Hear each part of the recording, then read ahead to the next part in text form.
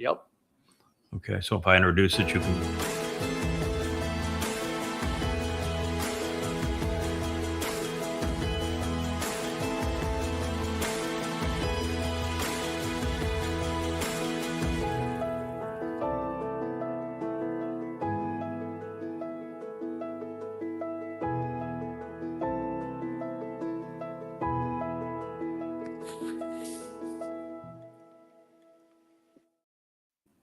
Welcome to the YAHOWAH blog. My pleasure to be with you this evening. We have a little thinner cast of characters today, but we have the A team here. We've got Kevin up at the top. Good to see you, Kevin. I'm hoping that you have some time on Sunday and we can do another vlog on the blog. Yeah, Sunday, absolutely. We'll get that work get for ready, you? set up for it. Okay, absolutely. Perfect. One of my favorite things to do. Dr. Jeff, you are clearly in the hospital now. I see red buttons behind you, and that room has all the charm of an emergency room. Well, yes, I'm in the ICU right now, and I'm dealing with the post-Christmas crash. So a lot of alcoholic crashes and nasty things going on. Alcoholism, huh? That's what a way to pickle one's brain. And we have the keeper of the cables, and Rich. It's good to see you here. You know, this was a fast turnaround. We just finished a program on the Ocean Studio. I don't think it was even 20 minutes ago that we just finished up. We were done, got all of our gear back covered up. So it's nice to see you here. All the dogs participated. That was fun. Yes, we even had dogs participating. We are not going to have our good friend Captain Kirk as part of this program. He is out there and what once was a prosperous state. I lived in California, goodness, until, I don't know, maybe 15 years ago. I had a home out in California. I grew up in California, went to University of Southern California, as a matter of fact. And it was always a fairly productive community. We were always pleased with what we were able to achieve there. He lives in Carmel, which is just south of Monterey, which is just south of San Francisco. And, they got some rain there, and they reportedly had a tree limb, a choder, that fell on a wire or a transformer of something. And he's now gone, and the entire city of Carmel, California, and part of that, Monterey, California, has gone without power for 4 days. They're going on their 5th day. Wow. And they can't figure out how to restore power because a limb fell. Can you imagine it's that bad in California? Now, he has a generator, but there's no internet because all of the internet providers are down. Evidently, they don't have generators. And so we're getting him set up with Starlink, and he's able to listen to the show on his cell phone, but he is not able to participate, even though he is delighted that he has a generator and at least can keep the lights on. But Northern California is in the dark. Wow. He was just laughing. He says, it's easy to see how this nation's going to fall. You disrupt our access to internet. He says there's not a single store that's open in Carmel because they can't run their registers. They can't turn on nothing worked without internet access and access to utilities. So we'll have to be with Captain Kirk next week. And I think JB is still traveling as it is. And I just took our good friend Joe back after a really productive 2 weeks here. He'll return here shortly. So one of the things I wanted to do is that we played a surprise song at the beginning of our last program that I enjoyed very much, but it wasn't the one that I thought we were going to be playing. The song that I really wanted to play is the one that is encouraging Israel to listen to Yahweh, something Israel has not done well in 3,450 years. And so my wife wrote really a beautiful ballad about why it's essential at this time that Israel finally do as Yahweh asked. The statement in Debatim doesn't say, pray, Israel. It doesn't say, yabber to me, Israel. It doesn't say, rabbis, I want you to talk to Israel. It says, listen, Israel. It doesn't say Hashem is one. It doesn't say Adonai is one. It says Yahweh is one, and that Yahweh is your God. And for 3,500 years, Israel has denied this. And the consequence is going to be, has been, and it's going to continue to be grievous as we move into the time of troubles. And so I would love to see if, Rich, if you can play that song and we can enjoy the mastery of Leah as she composed it and scored this song for us. Called by Name. Called by Name. That is the title.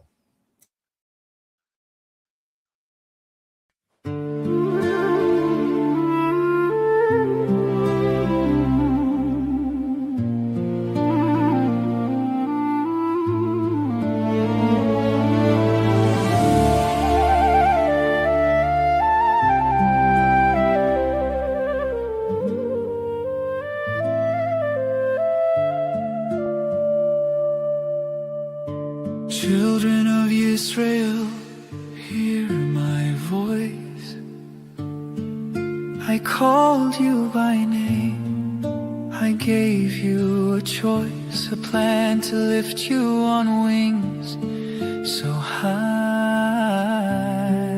to walk in my light beneath endless sky. I gave you guidance, loving and true, a father's heart reaching out to you. But echoes of silence answered my plea. You turned from the truth and chose to be free to stray, and that you are.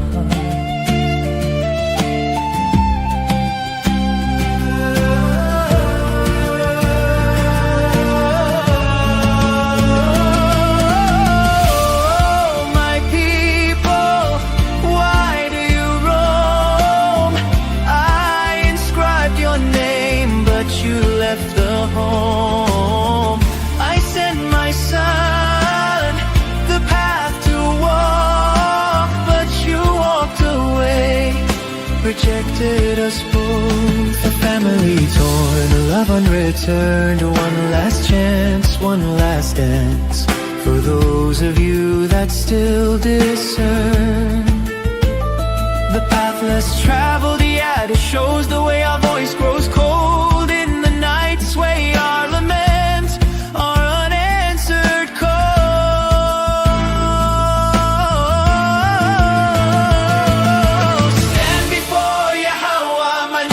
Above all, none beside me, yet you chase whispers that only fall.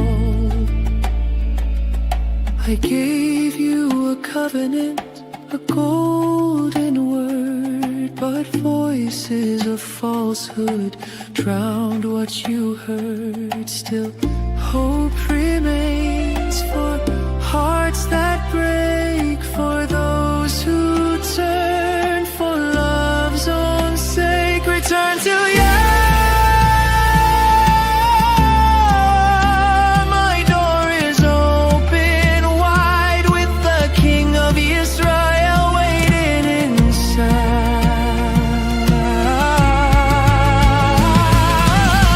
Oh, my people, why do you roam like errant sheep without pasture? I inscribed your name, made Shamayim your home.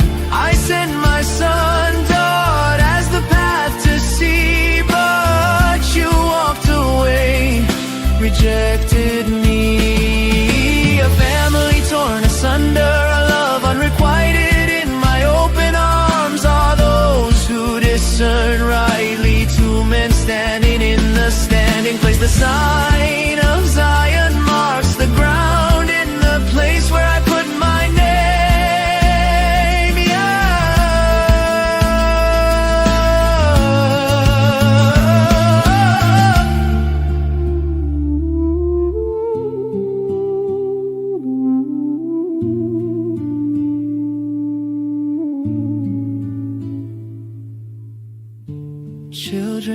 Israel, I know this is true.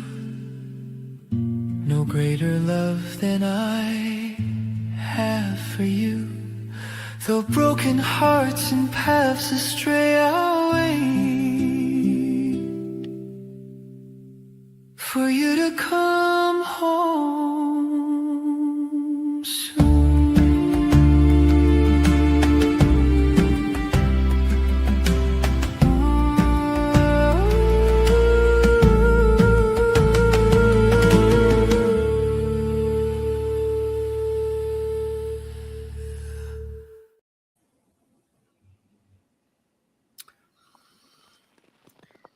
I met my wife now 20 years ago.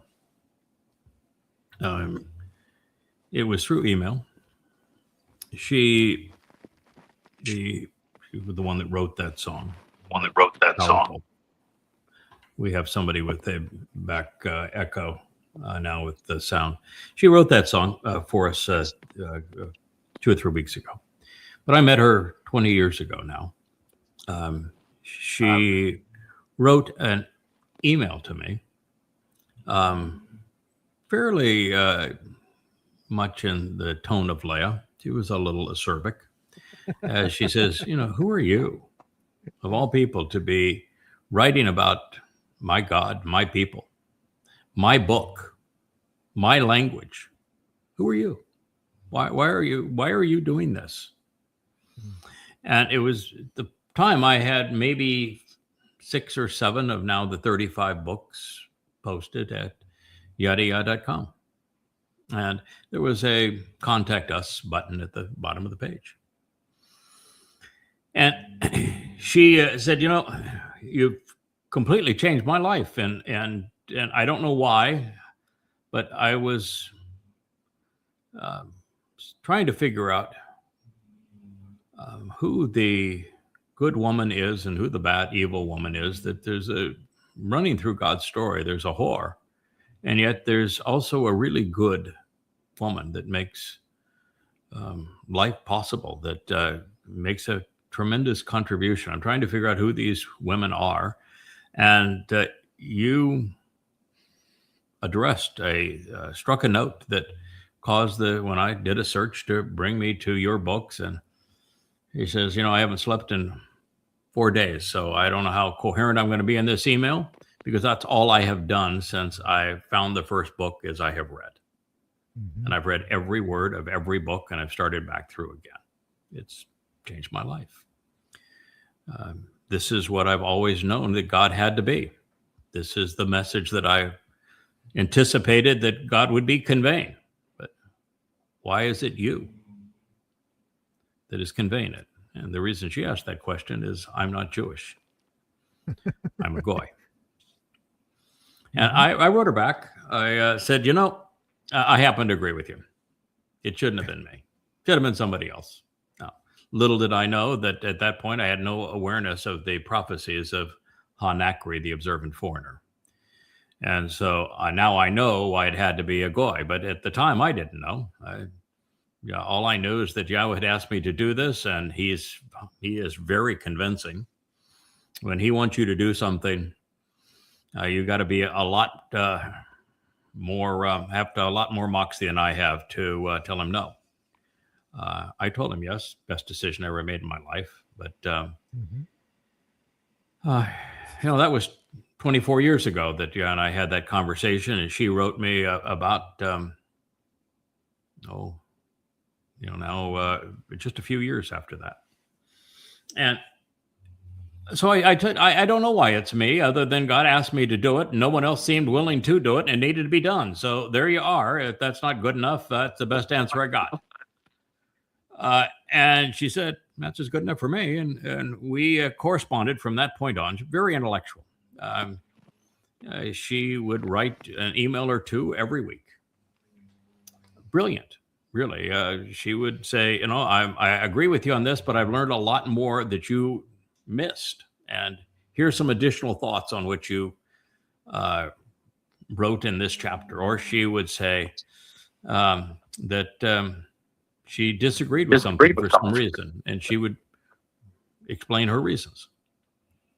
And we corresponded multiple times every week by email for 10 years. Never saw a picture of her, knew very little about her until such time as she got in a whole world of trouble. And I'm telling this story because this is the story. There is no bigger story than this.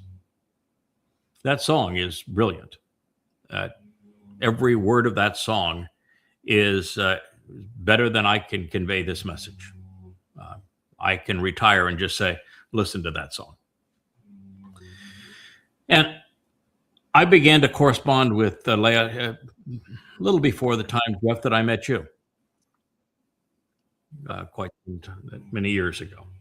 And one of the things that I came to know is just how brilliant she was. And she got herself messed up in a conspiracy cult, not because she was conspiratorial, because she never was.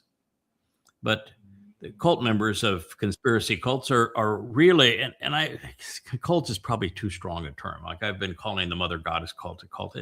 It's not. It's a clique of embittered women and some, exceedingly weak and misguided men, thoughtless men and embittered women. And it's a clique. It's not a cult. And she was part of that. As she got drawn in, just being nice as the friend that she was corresponding with online, encouraged her to help this guy that I think he just passed away, Larry. He was fairly embittered, very, very political, and horribly conspiratorial, and treated women horribly, did a lot of things that were really miserable. And I know there's some people that follow me that still corresponded with him to the end and said that he was a decent fellow, but it's not how I knew him. I saw him do some really, really despicable things, and saw his enablers continue to do really despicable things for a long time. Anyway, I saw a woman that was being abused, and I don't like that. I'm the kind of person, if I can protect somebody, particularly a woman, from being abused, I'm going to intervene. And again, I only knew this woman because of her intellect. I'd never even seen a picture of her. I didn't see a picture of her until 8 years ago, which was about 4 or 5 days before I met her for the first time, when she sent a picture, little thumbnail about like this, that was completely out of focus, and said, you'll recognize me from this picture when I show up at the airport. said, great. Yeah. Mm-hmm. With what magnifying glass am I going to use to see what you look? I'm clueless. So anyway, I figured, well, we'll figure out some way to make this happen. So she was being abused, and I decided that I would protect her, and I would go against this fellow that I had been a co-host of Shattering Myths when I did that radio show all those years. And I learned some of the despicable things he was doing, and I held him accountable for it. And I protected this woman and got her out of there. And I went after everyone who demeaned her. And I'm glad I did. It was the right thing to do. And it would be years thereafter that we continued to correspond. But then I finally met her when she had business to conduct in Florida, where I went after my separation and divorce. And we met for the first time. My beloved yellow lab, Asher, is the one who actually introduced us, because I didn't know what she looked like. And she knew that I had a yellow lab, and there's a little puppy there that's 8 weeks old. She started talking to the puppy by name, and I said, that must be my lunch date. So she came for lunch. And she, at the time, had a very troublesome relationship with a woman that was part of that conspiracy cult, that has continued to do to her what this Larry fellow, who is now deceased, did. Very abusive, psychotically abusive, far worse than what Miriam did to Moshe, far worse than what Mikel did to Dode. And as I listen to somebody who's capable of composing a song that beautiful, and she creates all of the branding material for YadaYahowah. She does it with a team of other people, so she doesn't do it alone. And I'm not trying to steal credit from all those who make a marvelous contribution. And I know Mariah is one of those. And Kevin, I know that you work with her on those things as well. And there's others that contribute to them. But, you know, when I listened to that, and then I thought about how this despicable clique of embittered women have gone after my wife and continue to disparage her when she is done so much for Yahweh, for Dod, for Yehudim, and is capable of composing songs like that. My only response is the hell with all of you. Yeah, you're disgusting. And that you would work against someone that this committed, someone that spends 16, 18 hours a day, 7 days a week, making contributions. And her sense of style is just amazing. How beautiful it is and how much she knows and cares. And how many contributions she's made to these books over the years as we have been a team together. And yet you have this clique of embittered, disgusting women with mealy mouse men that are hanging around them. It's not a lot of them, and maybe 10, 12 that are actually active in their little clique. But, you know, they have a We Hate Craig website that they also disparage my wife Leah on. I don't give a crap that they disparage me. Yahweh does. Yahweh has a lot to say about them, and it's all horrendous. He is holding them accountable. And it has written a lot about them. So he cares deeply about their disparagement of me and as his children, his Nachri, and of these books. But my concern is that for them to have attacked the woman that wrote that song is unforgivable. And that is the message that we need Israel to hear. I'm going to ask Rich to play that song again now that you've had a chance to listen to my comments on it, because this is a beloved Yehud crying out to Yehud, telling them what they need to hear. It's time to listen. You only have 7.5 years left, Israel. You have silenced Yahweh's voice for 3,400 years. You've erased his name. You have disowned his beloved son, your returning king, your savior, Dod. You've done all of these things. And the consequence is horrendous. It's cost so many Jews their souls. And you still listen to your rabbis as opposed to your God and your king.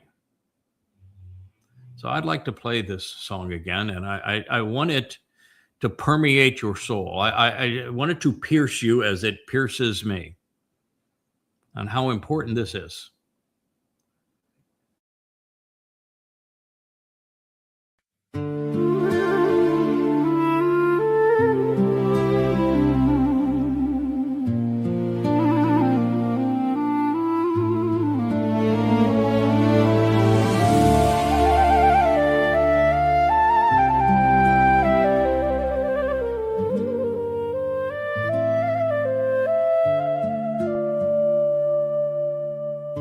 Children of Israel, hear my voice. I called you by name. I gave you a choice, a plan to lift you on wings so high, to walk in my light beneath endless sky. I gave you guidance, loving and true, a father's heart reaching out to you. But echoes of silence answered my plea. You turned from the truth and chose to be free to stray, and that you are.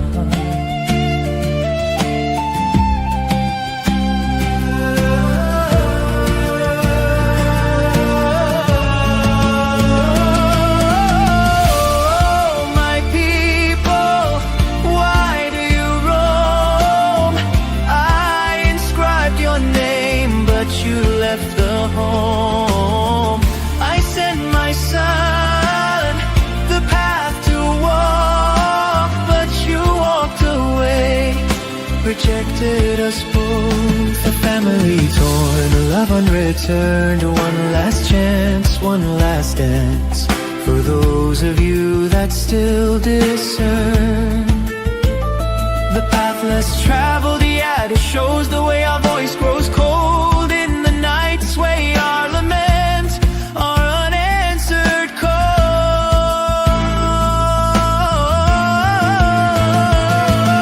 Stand before Yahowah, my name is above all, none beside me, yet you chase whispers that only fall.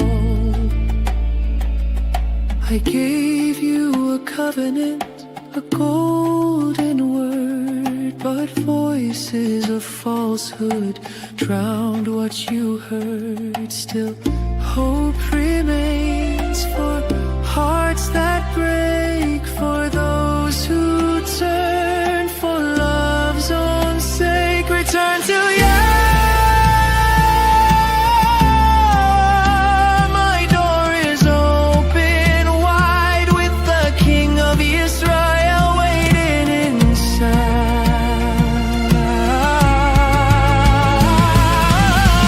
Oh, my people, why do you roam like errant sheep without pasture? I inscribed your name, made Shamayim your home. I sent my son, taught as the path to see, but you walked away, rejected me. A family torn asunder, a love unrequited. In my open arms are those who discern rightly. Two men standing in the standing place. The sign of Zion marks the ground in the place where I put my name.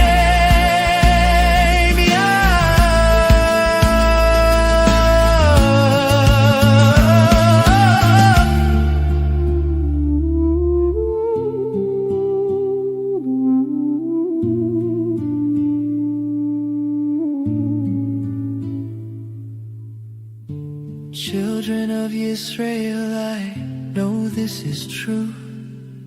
No greater love than I have for you. Though broken hearts and paths astray I'll wait for you to come home soon.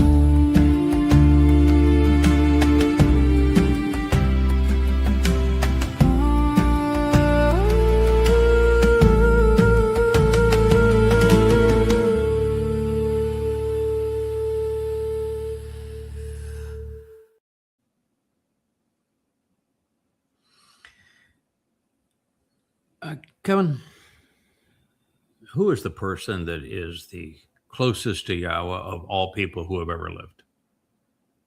Dode, his son, Dode, beloved. Dr. Jeff, if I were to ask you, was Dode more cerebral or was he more emotional? How would you answer the question of head over heart as it relates to Dode? I would say he was equal parts head, equal parts heart. Mm-hmm. The reason I ask that question is that since the person who's closest to Yahweh of all people who've ever lived is in fact equal parts head and heart, that this means that Yahweh, and we see it all the way through his testimony, he is as cerebral as he is emotional. He is the kind of God and Father who therefore is exceedingly protective of those he loves. And what this means is that if you do something despicable against someone that God dearly loves, such as precious Leah, my wife, God gets very angry. You read Dod's Mizmowrs, you read his Mashal, he gets very angry. When Miriam, who was once part of the covenant, this is Miriam, Moshe's sister. She was even called a prophetess when she led the woman's side of the chorus of the Song of the Sea. She disparaged Moshe's wife. And for her to be recorded disparaging Moshe's wife, you know that behind the scenes, she was just like this embittered clique that has been so disgusting towards my wife. It wasn't a one-off, yeah. It was not a one-off. That was their thing. And we all know it. I heard it. Dr. Jeff, you've heard it. Rich, you've heard it. And what was Yahweh's response to her when she attacked Moshe by disparaging his wife and then claimed, we too speak for God? He plagued her with leprosy. Yeah. And he even said, it's like your father spit in your face. And he banished her from the community. And his last two comments regarding her are that she is the example of permanent divorce. Never will come back. And where she is buried is where the wellspring of the waters of Meribah took place, the single most embittered, antagonistic episode between God and his people. And so that's Yahweh's response to what she did. This embittered clique of women and disgruntled mental midgets of men, they're far worse. And we don't have 3,400 years now to get it right. Yeah. So I'm going to tell you, there's hatred between God and them for doing this. I've been doing this a long time. I'm a man of words. I've been able to wield words wisely for a very long time. I've never met a word I didn't like. Yeah. I can't say it as well as that song does. Yeah. More emotional, more cerebral, more impassioned, more effective than anything I have ever spoken. And God knows it. When Yahweh is insistent, and this is family hour, so I want to talk about this. It was the last conversation I had with Joe before we parted, because when he never goes to a site like my Facebook page by just clicking on a bookmark, because that's not the way that you encourage the search engines to find your site. He always types in something different, even a misspelling of my name or of Yahweh's name or that sort of thing, to make it a little harder on the search engines. You come up lower and you click on that, and that's what conditions the search engines to bring up the sites that we want people to see more frequently. So he's really doing us a favor to do that. And when he did that this time, it came up on the We Hate Craig website that that's all they have to offer, because their own site, they hide behind passwords. So they're not trying to teach anybody. They're not trying to help anybody. They hide behind their own little passwords. But they hashtag my name all the time. And YadaYahowah hashtag that too, to disparage me and disparage my wife. And that's where he came and he asked me about it. And I explained it to them, the history of this conspiratorial group and how this clique of embittered women came to be.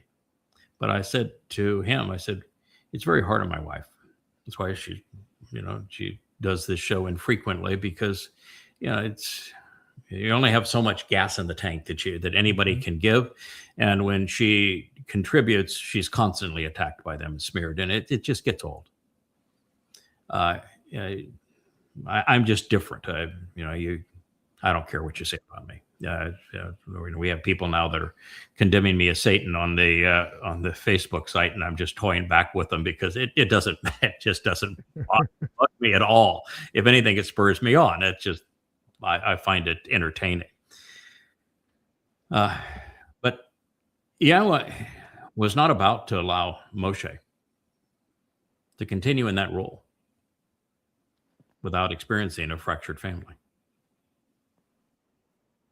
And he experienced it in a real important way. And God was not going to allow us to witness that embittered experience without knowing his retort, his response to it. And the same thing is true with the man closest to Yahweh, Dod. And he had fractured family from every which way. Wives, sons, rivals, just terrible. Even the king that he had once saved by killing Goliath turned on him. He had it every which way. Till you've endured that, you have no ability to show any empathy for what Yahweh has endured. He has dealt with this malcontent group of Israelites for now 4,000 years, and it's been horrible from day one. There's 5 minutes of joy among 5,000 years of angst. And if we're going to speak for God, we have to experience that. That's why he had Hosea marry a temple prostitute. That's why it was always so tough for the great prophet Yeshua. Every time he turned around, he was, facing malcontents. And so for me, it was reinforcing so that, you've got to develop a backbone. You got to be tough. You got to be able to endure that. You have to expect it. You have to be able to convey Yahweh's response to his people, why he left them, why he divorced them, why he cannot stand them at the moment, why he had to have a goy deliver this message because he couldn't stand working with his people anymore. So he had to find a goy that would deliver this message to them. That's how far removed he is from you. You erased his name. You spit in his face. You call him the Lord. You call him Hashem. You've written over him with your Talmud. You dress up the Torah as it was a whore. And you won't acknowledge in the Torah that you're obnoxious. And you are. From the beginning to the end of the Torah, you're obnoxious. And you're incapable of acknowledging that. And so this is Yahweh's frustration. That he wants you to know that's exactly how he is responding to Yisrael. And outside of Yisrael, he cares even less. Particularly those who parade around under the umbrella of Christianity or Hinduism or Islam or Marxism. His frustration is even greater than it is with his people. But with his people, they ought to know better, and they don't. And so Yahweh, when he came off Choreb, just the projection of his fiery light and his voice to talk directly to them, he knew how they were going to respond. And they told him to go away, shut up. They never wanted to hear from him and never wanted to see him again. And he said, I get it. And I agree. Mm-hmm. And from that moment on, God's communication with his people has always been the same. Out of hundreds of thousands and sometimes millions, he found one. Yeah. And that one became his voice. And that one was exceedingly unpopular. And that one had to be resilient because it's a tough damn job.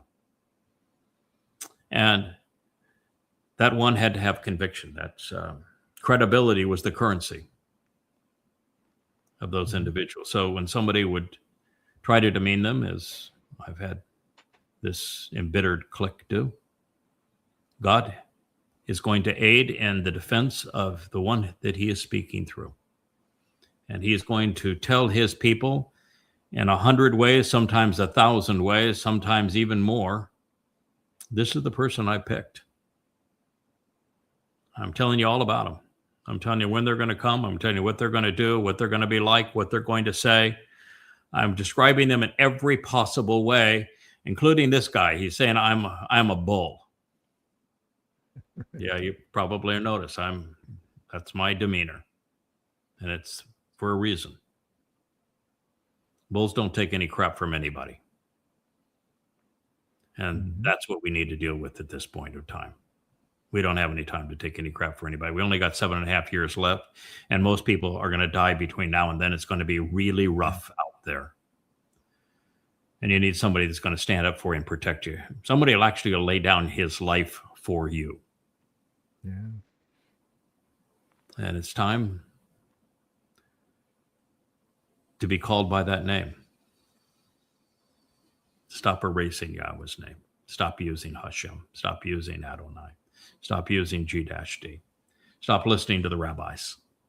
Stop giving any credibility to Judaism.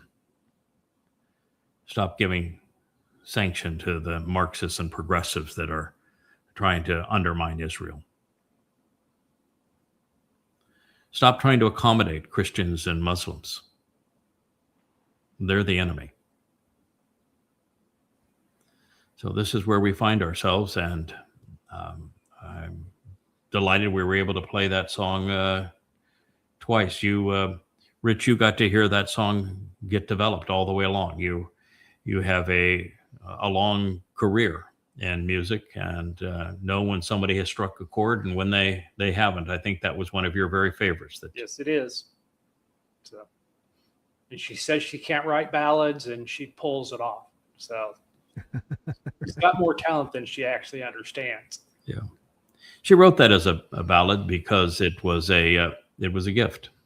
I asked her to write a ballad, and it's powerful. And and we'll go on from here, but I want to add one last thing, because this is about family. That's the whole issue that Yahweh was trying to achieve. He's father. He wants to have a family. His exemplar is his beloved son, Dud. But Dud's not his only son. I came out of a loveless marriage. I had a horrible marriage. Miserable marriage. And when I finally got separation,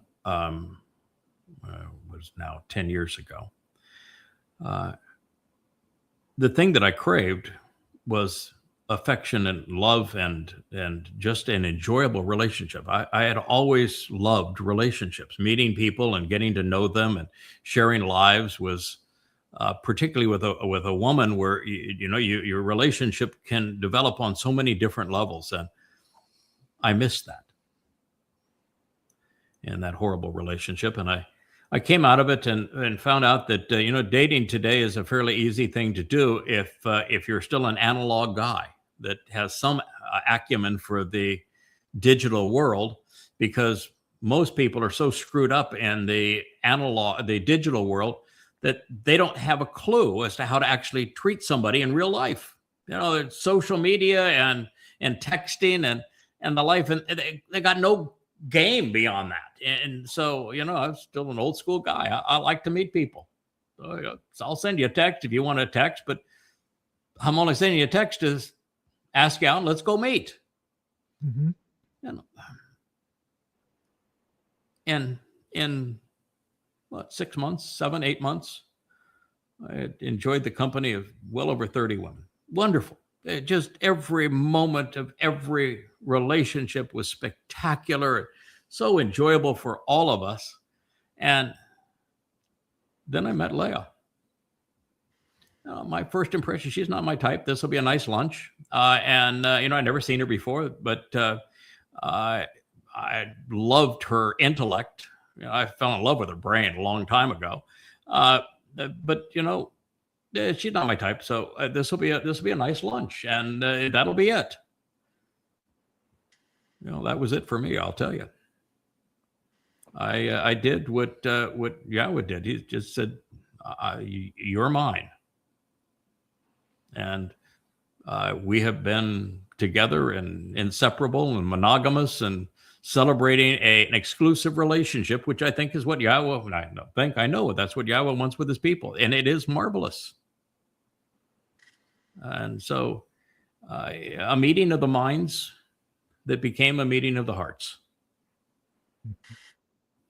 So that results in a song like you just heard. Dr. Jeff, you're uncommonly quiet back there, but you've known my wife, and you've known me and our relationship and your people and the development of the branding and the song for a long time. Yes, and you're still feasting. You haven't finished lunch yet, and starting on dinner, and dessert's going to be eternal. Yes. Leah is a very unique and special individual, and she has empathy, intelligence, and a passion, a Dodian passion for her people. And conviction, steadfastness, devotion. Absolutely. And she'll go to the mat for those who she cares about and loves. Yes. And that's why with this recent episode of these misbegotten misfits, I found it painful, more painful for her. It's like you, say what you want. Say what you want. What do we care? Say what you want. Whatever. We're impervious to this kind of thing. Mm-hmm. But it was such a justification when you finally deciphered and translated the 14th Mashal and Dode and Yah. And numbers Single 11, her 12, out. 13, Nope. 14, 15, 5, Single her- 19, 20. Single her all out. prophetic. Single her out. And Yeah, she's so, told me. well, it might be something that you and I just, God's not. Oh. God's in this big time. And he is just absolutely beside himself with disgust. He is. I mean, look at what you've recently done within the last 7 to 10 days with Mizmowr 6 and 7. If I were part of these misbegotten misfits, I would stay very silent, and I would just cease and desist. Or the 89th, as we're starting now again through the 89th, just with the insights. I mean, today was Yada of Taruwah, bringing everyone into the light of Yahweh's presence for the benefit, Asher, of the relationship. Who do you think he's talking about? The harvester. Yeah. I know a guy. The lesser luminary, the mayor. Yeah, it's so obvious all the way through. And God said, I've made it as obvious as I can possibly make it. And yet you want to disparage this? Well, he's angry. And, I'm fully aware that my wife is an acquired taste. She does not have great social skills. She doesn't have a filter. And sometimes she's very much like Dode, very much like Yashaya, very much like Hosha, absolutely like Elia. And she'll tell you what she's thinking without the filter sometimes. And it comes off a little raw and a little rough, but it's most of the time she's right. And so I look at her as she's an exemplar of Israel.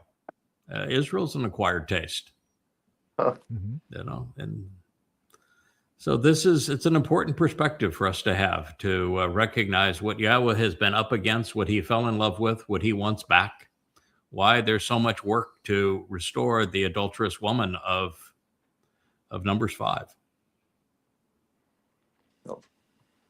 Let me just say also that in terms of a son, you have been called by Yah, his Kol. You're also a son. You've also been called great. And while it might be Katan, the lesser luminary, nonetheless, you still use the term great, still use the term son.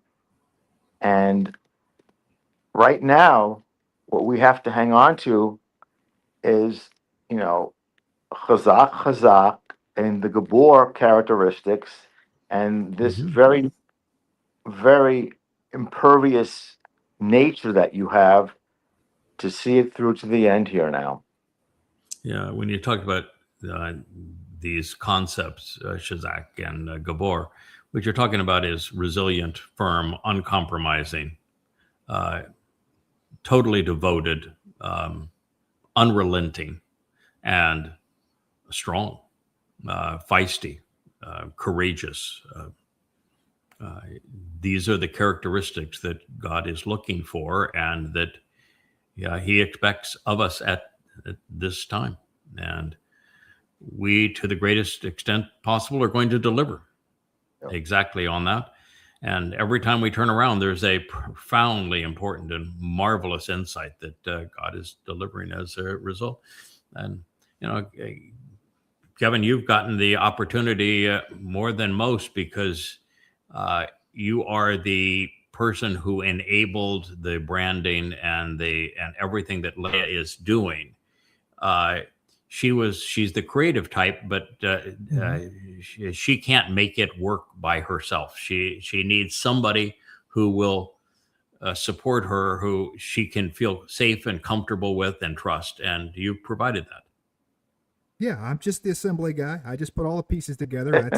It works best for us that way, that she does design. Don't ask me about what font color or what font you want. Just put it out and I'll assemble the pieces, but I need to see what you want first, because I don't pick colors. So, but the personalities have meshed perfectly, and there's a total comfort level and trust. And it's kind of like the way that Rich and I have bonded, because we're seamless in these programs. I mean, we are joined at the hip as it relates to what we're doing here. It's a complete team effort. And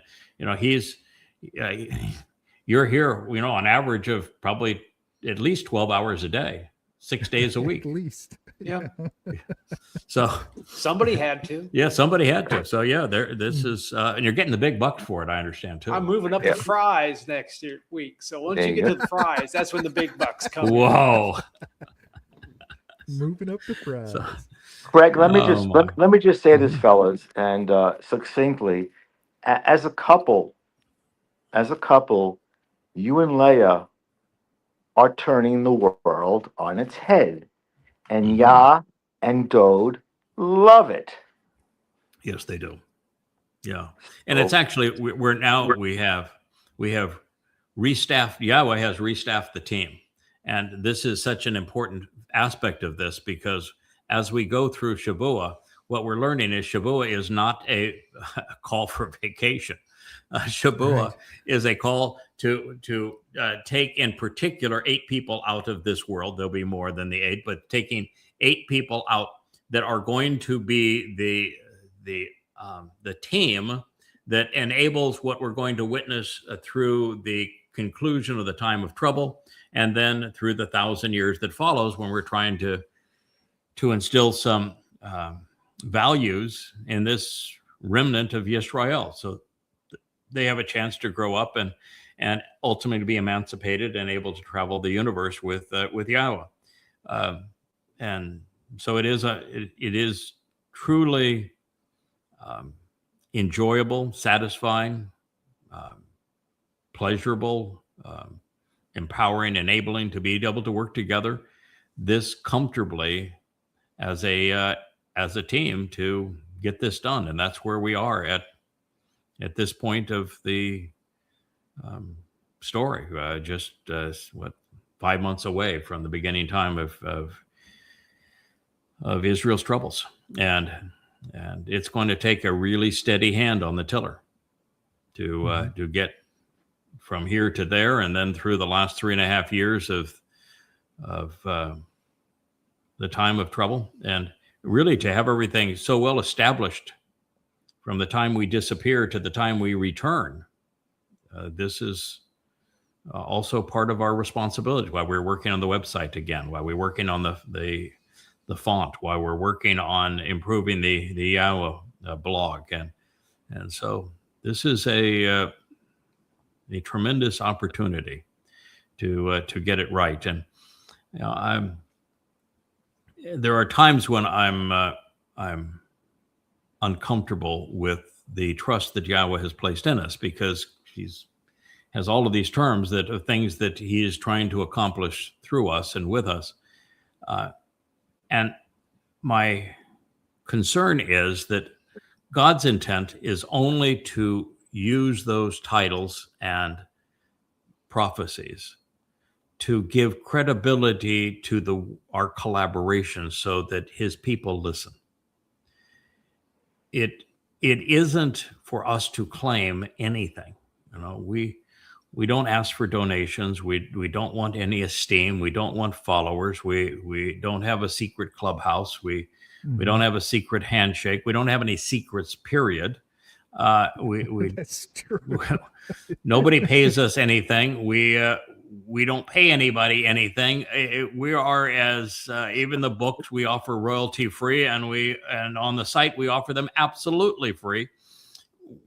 We're just trying to serve as a conduit of information from YAHOWAH to people. God didn't apply the title of lesser luminary or tree of knowledge to blow smoke up my behind. It isn't he's not trying to flatter me. He's trying to tell our listeners, you need to read and you need to listen to what this man says, because I'm responsible for it.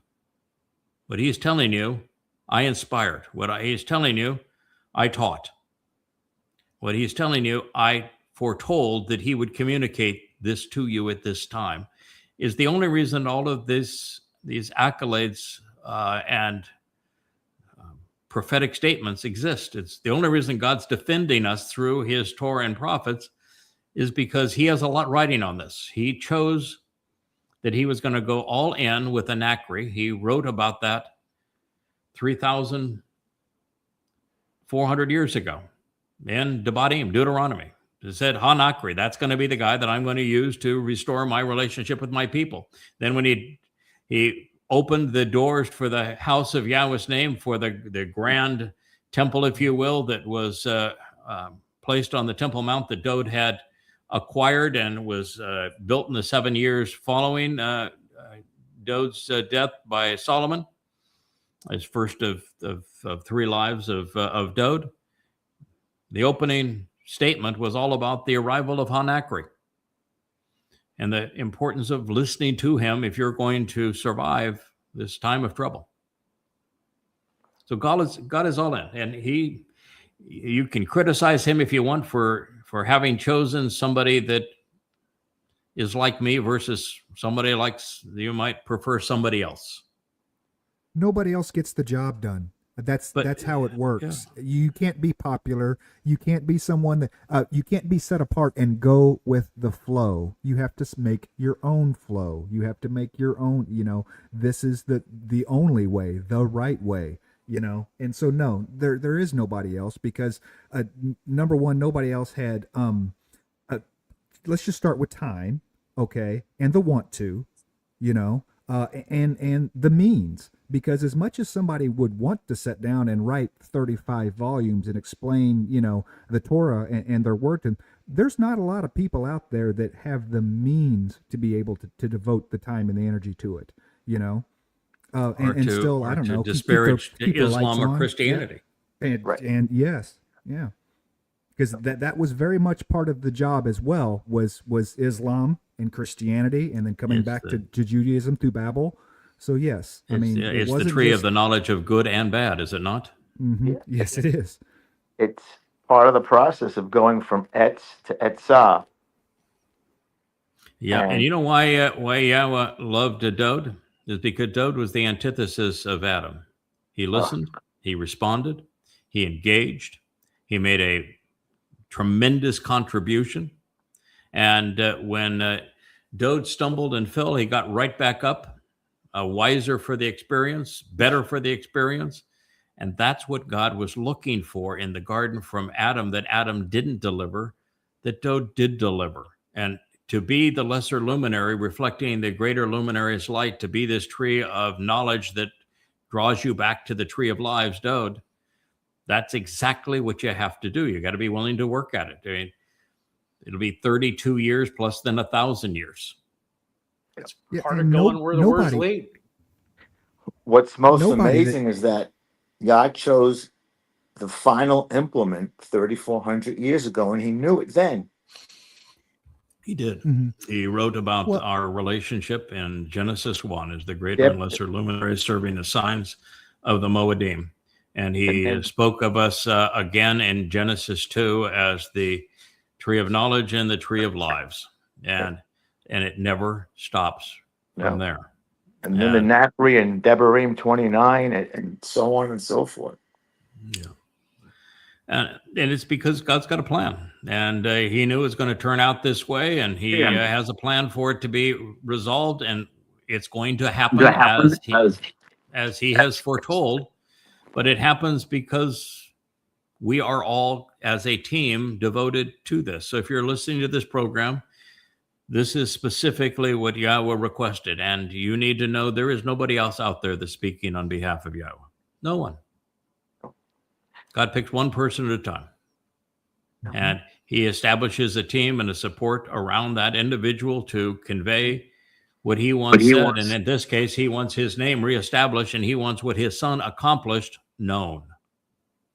And, here we are, the first people in human history since Dode, 3,000 years ago, to figure out that Dode is the one who fulfilled Pesach, Matzah, and Makodim. That makes him our savior. He was the one that was crucified, not Jesus. He is the Messiah, and he is the Son of God. He is the returning King, not Jesus. Jesus never existed. Paul invented him in 52 CE, and I prove it. And the first person ever been able to say that and prove it, and then prove that Dode is the one who is our Savior, and not just affirm it, not just discover it, but prove it, and which we do in these books and in these programs. And it's the single most essential thing to know, to re-engage in a relationship with Yahweh, to reconcile that broken family, to have your soul be part of his family going forward. No other way. And so that is our job. That's what we're making known. That's what we're committed to doing. And every day is it's like opening the treasure chest and say, what wonderful jewel are we going to find in here today? Right. And they're all over. And sometimes the jewels come out of songs, don't they? Yes, they do. Yes, Absolutely. Yeah. So with all of that said, and Yes, we've done our N equals 1. Yeah. N equals 1, Craig, and you're it. yeah, it's N equals 1. it's clearly that Yahweh has had this plan in mind since he described the fourth day of creation. That he knew that this is the way it was going to play out, and that would have been about 1 billion years ago. So, fourth day of creation is about 1 billion years ago. So Talk about patience, right? Yeah. So yes, well, it's in his case. It may sound like patience, and certainly he ascribes patience to himself. But we view time stuck in it from earth. Mm-hmm. He doesn't. For Yahweh, this was a blink of an eye. Yeah, he can dispatch his Ruach here, his Malach here, project some of his energy here, his voice here, to interact. And when he does, I'm certain that he experiences time like we do here on earth when he does that. Mm-hmm. But otherwise, no, he's not experiencing time the way that we are. Time is a dimension, and he lives 3 dimensions beyond the dimension of time, and we live a dimension shy of it. So it's quite a difference between where we are now and where we're going to be, and that's the whole reason that we're here, because we learned that Adam failed. Adam didn't fail because of a first sin. Adam didn't fail because he took a bite of a piece of fruit. It wasn't Eve or even Chawah, her right name, who deceived anyone. The terminus of the garden experience was by Yahweh. He caused the fall of man, and he caused the fall of man because there was no chance that anything was going to improve with Adam in that garden, and that Adam didn't have what it took for Yahweh to trust him out of the garden. He didn't listen. He didn't engage. He wasn't observant. And when he made a mistake, he wallowed in it as opposed to learning from it. He was the opposite of doubt. And so God just gave up and said, I'm out of here. And he said, that's why he said it's not good for a man to be alone. And he created woman for him because God had made the decision he was leaving. The relationship was over. And his lecture on the way out tells us everything we need to know. It's going to be by hard work, by being observant, by listening, by working hard at it, that we were going to finally earn our way back into God's trust. And boy, we had 6,000 rough years, though, between then and now, haven't we? Some high spots here and there, but otherwise it's been pretty rough. Yeah, some high spots here and there, not too many of them. How speaking of the concept of Shema and Shamar. Shema and Shamar. Mm-hmm.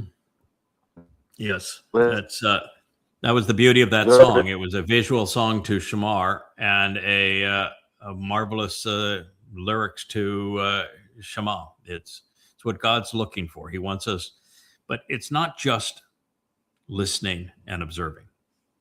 I mean, those things are prerequisites to listen and observe what he has communicated, apart from the religious rubbish like the New Testament, the Quran, or the Zohar, or the Talmud, and correcting his Torah and prophets to the oldest manuscripts from the Dead Sea Scrolls and scrubbed of the Masoretic copy edits that were achieved through their diacritical markings in the 11th century, that we can get right to the essence of what God was communicating. And then we can use our minds and we can make the right connections to appreciate what he is offering and expects in return. And we've done that, and we will continue to convey precisely what that is. But it's more than just knowing. It's even more than understanding. It's about the response. Yeah. You have to know. It's about doing. Yeah. Yeah, God, that was the thing that I guess that I've learned, that it was one of the last lessons that was really fundamental to this relationship with Yahweh, is that I had previously been mistaken in thinking that once you were covenant, you were always covenant. But Miriam is absolute proof that that's not true. Mm-hmm. And there are many others that is also not true.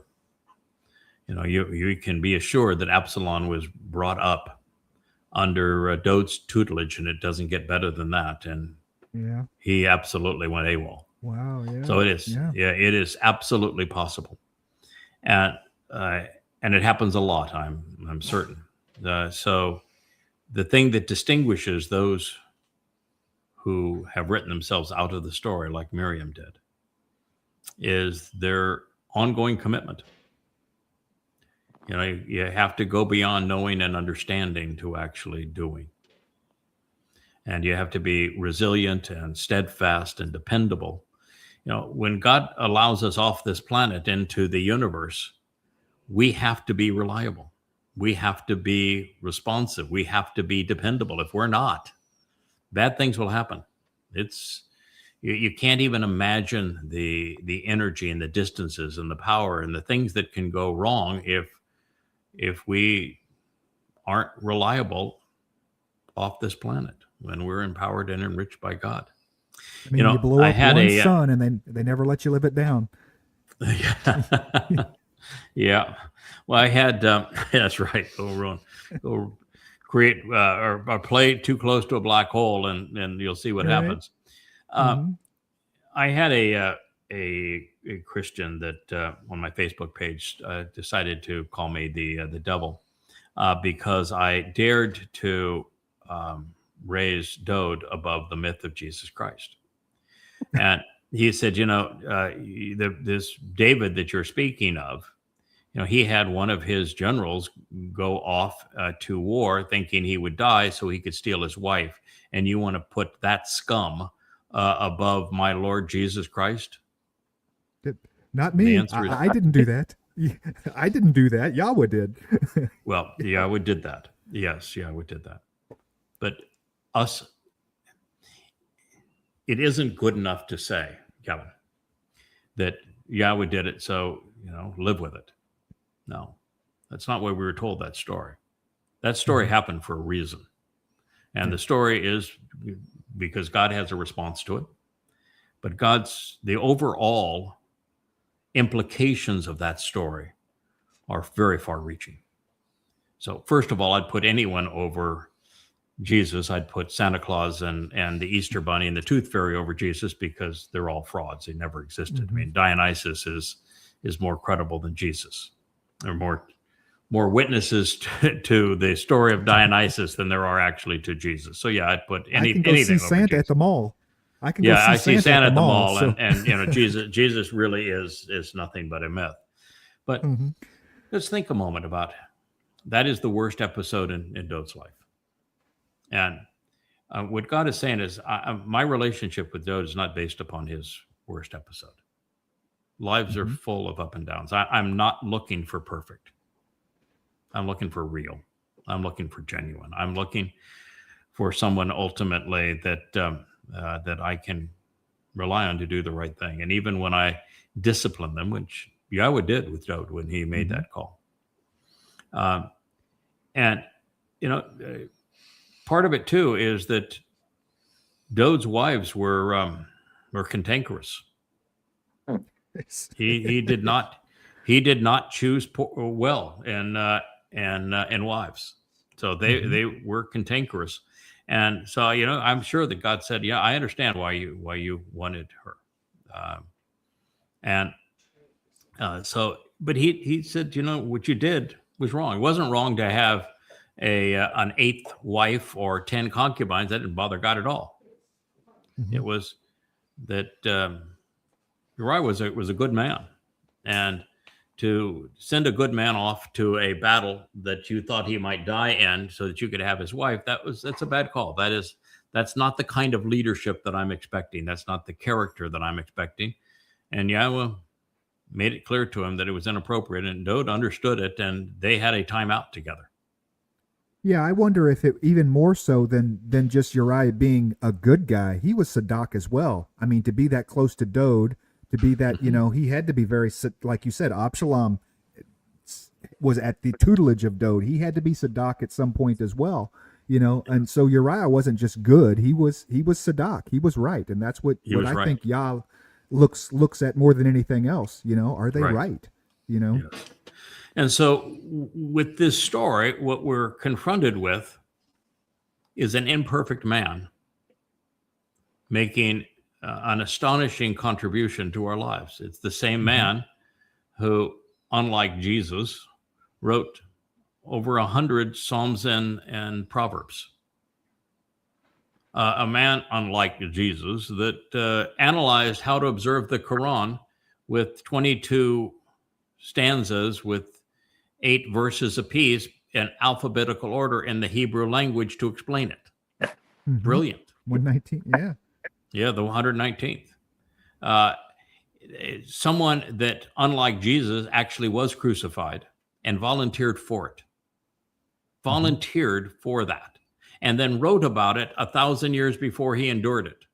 somebody who was smart enough, unlike Jesus or anybody in the Christian New Testament, to understand that story of Abraham and Isaac climbing Mount Moriah in year 2000 Yah in 968 BCE, with Yahweh saying, I'm going to provide the lamb, in a discussion of, don't take the life of your beloved son, your only son, because I'm going to provide the lamb. And Dode, hearing Yahweh, said, he is my beloved son. He is my firstborn son. And he put those things together to say, oh, I'm going to be the lamb. Mm-hmm. That's my role. I'm going to serve as the lamb. That's brilliant. But it wasn't just that he figured it out. And then he did something that I think there's only two people that have actually figured this out. Even to this day, two people who have figured out how matzah is fulfilled. I got it wrong for the first 22 years I did this, but finally figured it out, that you sign up for the role of Pesach El, the Passover lamb, that's just your body. Good riddance, right? Doesn't have any value anyway. Good riddance. The hard part was his soul was going to go into Sheol to carry our guilt away, because that's the remedy that God came up with. He's removing our guilt so that we look perfect in his eyes, so that he can work with someone like Dode or me or you guys, and what he sees is perfect. What he sees is just great. He only sees the positive contributions from us and none of the negative. And so it's, Dode literally carried our guilt and put it into a black hole where it can never be seen again. But he volunteered to do that. And he figured out that he should do that. And then he convinced Yahweh, you need to let me do this. This is good for everybody. It's good for my people. It's good for the covenant family. It's good for you. It's good for everybody that I do this. It's just 2 days. I get rid of the body. That's no big deal, because you're going to give me a replacement body anytime I want one anyway. So I'm happy to get rid of the body. So it'll be painful for a day, but we'll endure that. And that going into hell is pretty scary, but you're sending this Ruach with me to protect me. So, I know you're letting me out, so I'll do this. Now, do you think how does that stack up to, I did a bad thing related to somebody who was a good man? What do you think God was? What is he prioritizing? And also, since Dode took everything that he did and everything we have done wrong and deposited in Sheol, from God's point of view, that's all gone. Yeah. Doesn't matter anymore. It's gone. It's not even history. It's not even history. It's gone. It's gone. It doesn't exist. It's gone. It's something for us to know, so that we understand that we can do stuff that isn't ideal and even wrong. If we can learn from it, it's not an impediment to this relationship. In fact, it's an opportunity to grow, to learn, to get some battle scars, to correct the record and move on wiser for it. That's why the story is there. And it also does something that the religious don't understand, because the religious want perfection. That's one of when this clique of disgruntled, embittered women started attacking me. Their first was that there's no way that you can speak for God and have made a mistake. And, I these books, not this one, because this is the most recent that I have written, but, a book like this, An Intro to God, I have probably rewritten this book, 10, 12 times. And they say, there's no way you can speak for God and have to go and rewrite a book, because you learned that something new that causes you to come to a different conclusion. I had the set apart spirit provide a garment of light to cover over our guilt so that we could look perfect before God. That was my best explanation of matzah before I realized what Dode actually did, which was he went into Sheol, carried it with him into Sheol, and deposited it there, never to be seen again. I think YAHOWAH probably got it too. So I'm in a small group of 3 that understood that. And so once you realize that, then, okay, you need to go back and change it, right? Once you figured out, and it took me 22 years to figure out that Dode was the Passover lamb that fulfilled all of this, even though he wrote about it in first person. But once you do, you got to go back and make that correction. Say, oh, no, you can't speak for God if you make a mistake. Oh, yeah? Then what about Moshe saying, God, I just want you to kill me. You must hate me to have put me in this situation because no one can do this. You think the things that Moshe said in Numbers 11 were right? Of course not. Do you think that every time the children of Israel came up to Moshe and bellyached, that Moshe's response of falling on his face in front of God and not coming up with an immediate retort was right? Of course not. You think that Dode, when during the Absalom rebellion, and he didn't want to deal with the problem here, do you think he was right? Of course not. When God gave Dode 3 choices and he made the wrong one, no, he wasn't right. But was Dode the most prolific of the prophets? Absolutely. So God's not looking for perfection. The fact of the matter is, perfection is a religious concept. It's, well, you can create a myth that can be perfect, I guess, right? So Jesus can be perfect because, well, Jesus never existed. Right. But the problem is that, God's not a problem. God's not looking for perfect. And doesn't even want it. I'm not even sure God would ascribe perfection to himself. In fact, I'm quite sure he wouldn't. Because if you're perfect, there's nowhere to go from there. If God's perfect, he's not going to have the failure in the garden that he had with Adam. If God's perfect, he is not going to regret having created man. If God's perfect, he is not going to have the children of Israel spit in his face and tell him to go away. We never want to hear from you or see you again. If he's perfect, he's not going to have to divorce his people, is he? There'll be no free will. If he's perfect, there would be no free will. And if God was looking for perfect, if God was looking for perfect, we would all be the same, wouldn't we? Mm-hmm. Yeah. If blue eyes were the idea of perfect, we'd all be blue-eyed. We'd all be, if 6'4" was the idea of perfection, we'd all be 6'4", chiseled. We might just be Aryans, right? Obviously, that's not God's idea. That's obviously not God's idea of perfect. We're all different. By the very fact we're different, we can't be perfect. Well, he doesn't even see. I mean, the body's meaningless. It's the soul. It's the Nefesh. It's the neshama for sure. You're a marvelous guy, but a great contributor and continue to be a great contributor to the covenant. But your soul's not perfect either. Oh no. Nor is mine. Nor is mine. Nor is the great Dr. Jeff. Even the king of the cables here doesn't have a perfect soul. No.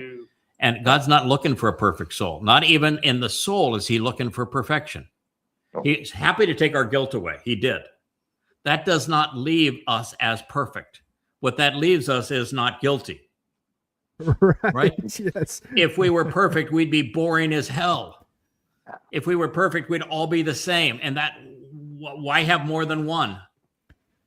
And I wonder if that has something to do with the comfort level.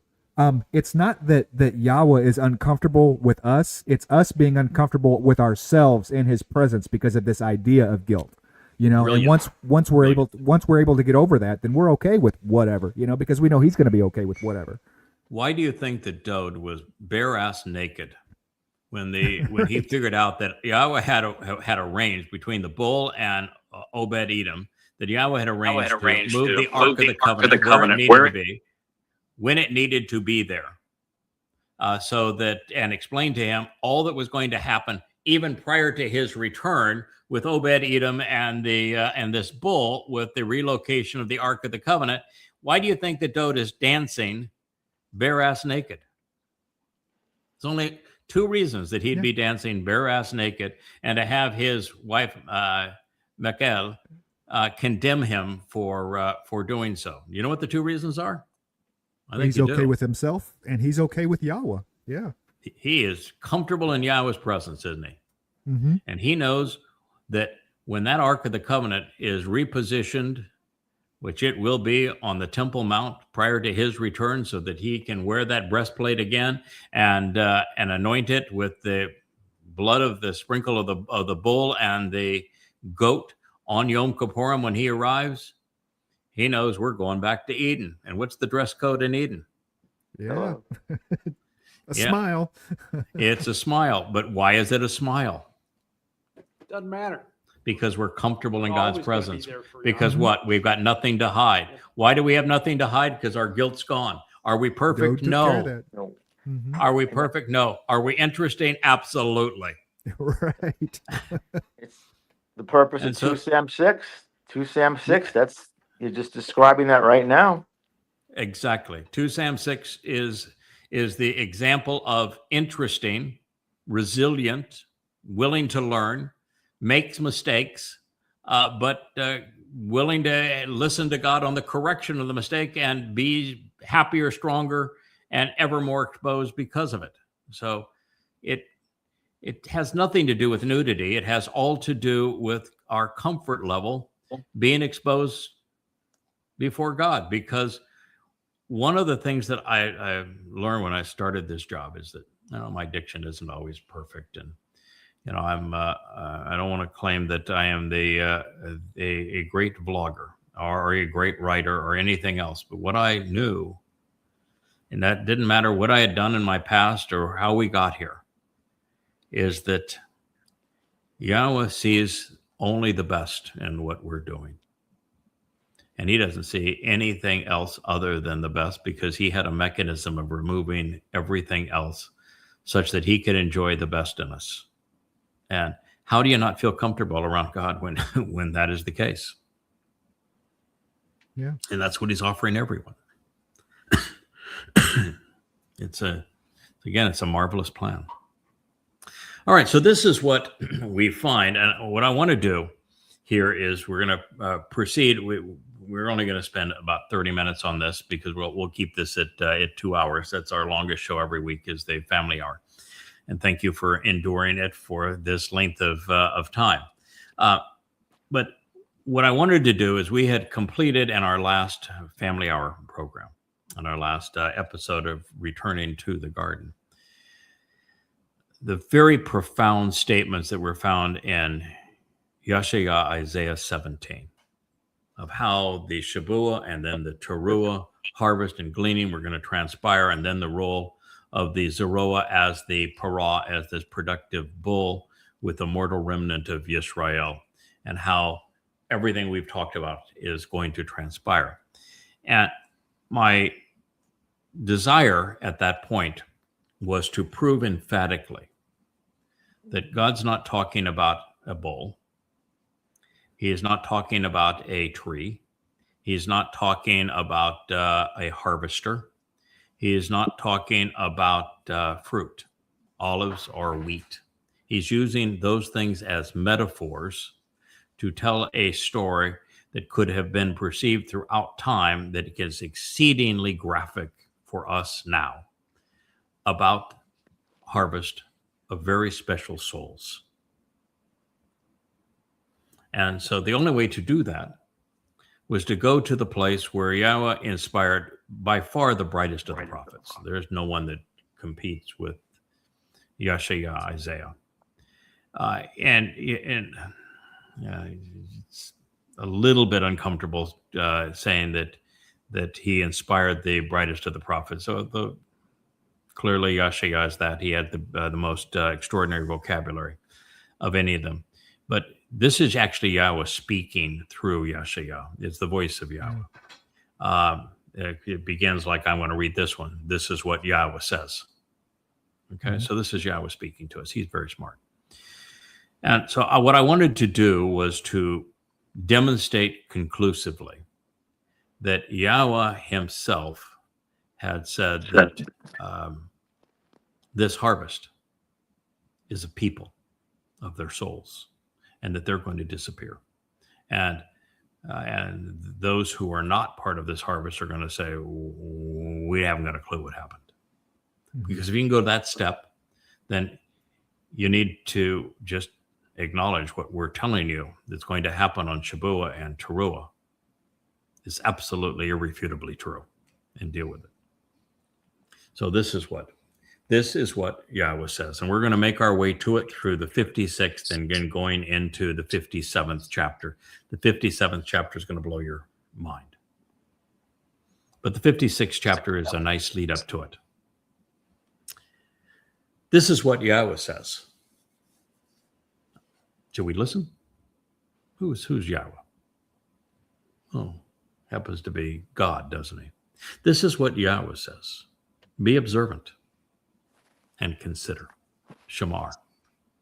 Didn't you use that word just a moment ago? I did. Be observant and consider Shamar. The means to exercise good judgment and justly resolve disputes, making good decisions. Mishpat. I know that religious Jews want to turn mishpat into mitzvot, as if there was a V in it and a Z in it, and there's no Z, there is no V, and it doesn't describe religious laws. A mishpat is a very simple word. It is a compound of my, which means to ponder the implications of, shafat, which is to judge, to be judgmental, to exercise good judgment, to make an informed and correct decision. So this is what Yahweh says. Be observant, closely examine and carefully consider things so that you are in a position to exercise good judgment and justly resolve disputes. Then engage. I think we covered this not very long ago, or I said, okay, Kevin, you're on the right track with, we need to listen and we need to be observant and therefore know. And I said, yeah, and even if you go to understanding, that's not enough. Not enough. It's a great start. Respond. Right. Got to respond. You got to respond. Then engage. Acting upon. Ashah means to do. Engage, acting upon. That which is correct and vindicating. Tzedakah has the ah ending added to tzedak, which I've finally reached the point where I'm really comfortable now with the ah endings of masculine nouns. Doesn't make them feminine. Right. What it makes them is more complete. I asked you at the beginning, who was the closest person to Yahweh? And you said Dode. Now I asked you with Dode, was he more head or more heart, more cerebral or emotional? And the answer was equal. And what the ah ending does on many of these words, like Sadak is a cerebral word. It means to be right, to be correct. You can't be right or correct unless you know. And unless you process that information and understand it, you can't be correct. I mean, correct is the antithesis of believe and faith. You have to know and then make the right decision based upon what you observed and heard so that you can be right. So that is 100% cerebral, correct? Yeah. With the I ending, it's no longer 100% cerebral.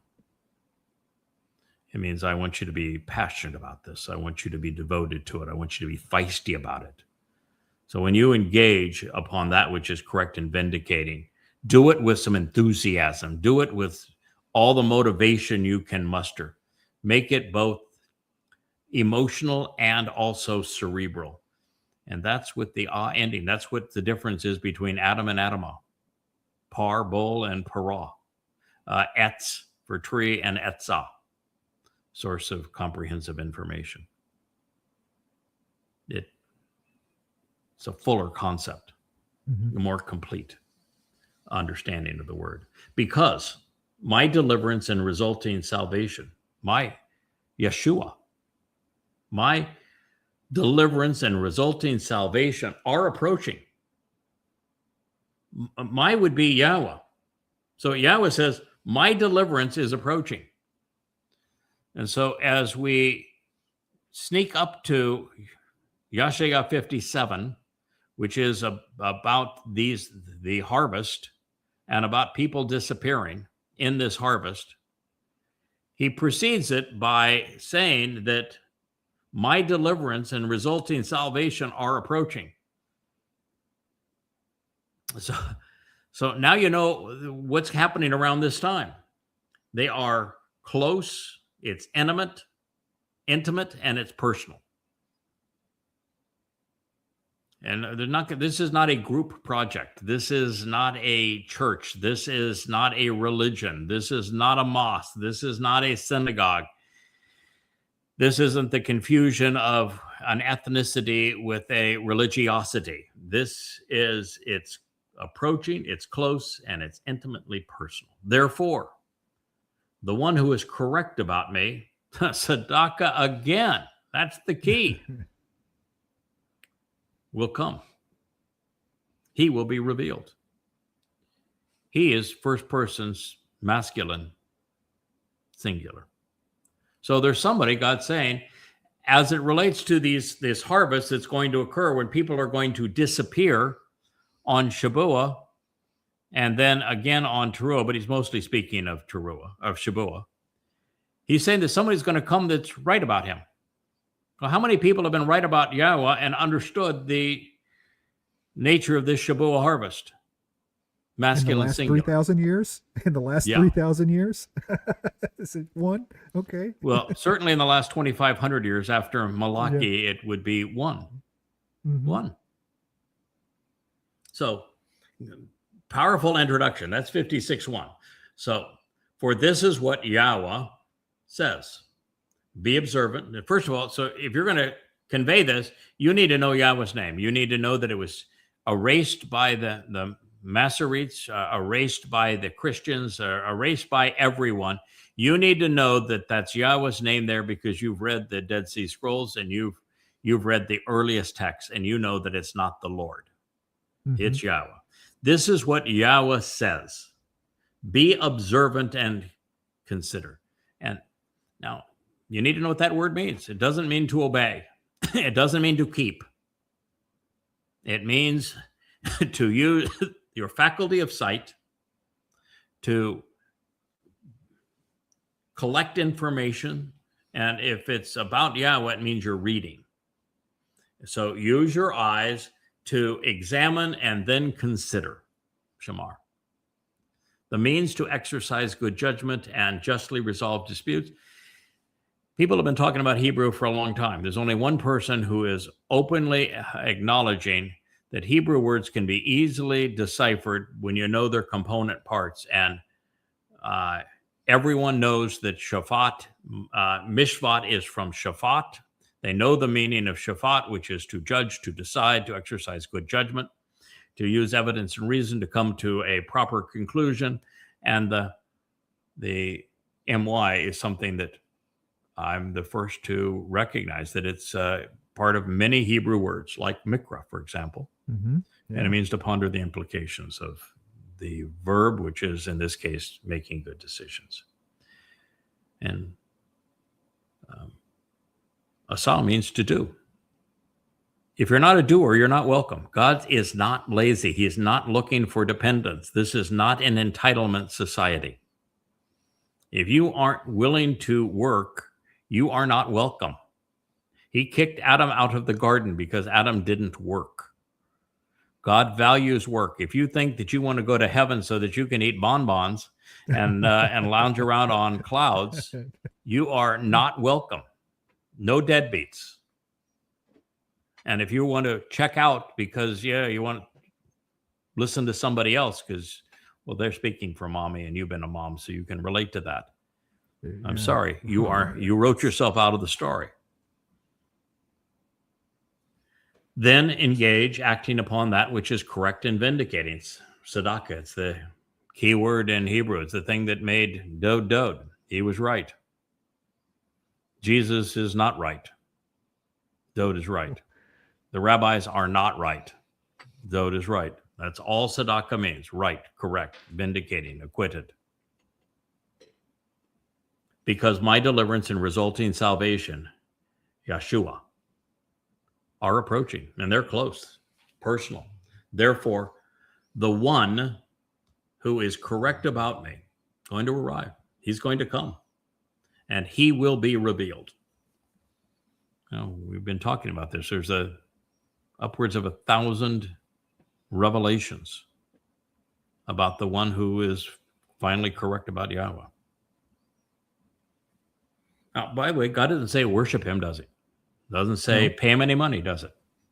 No. Doesn't even say show appreciation to him, does it? No. No.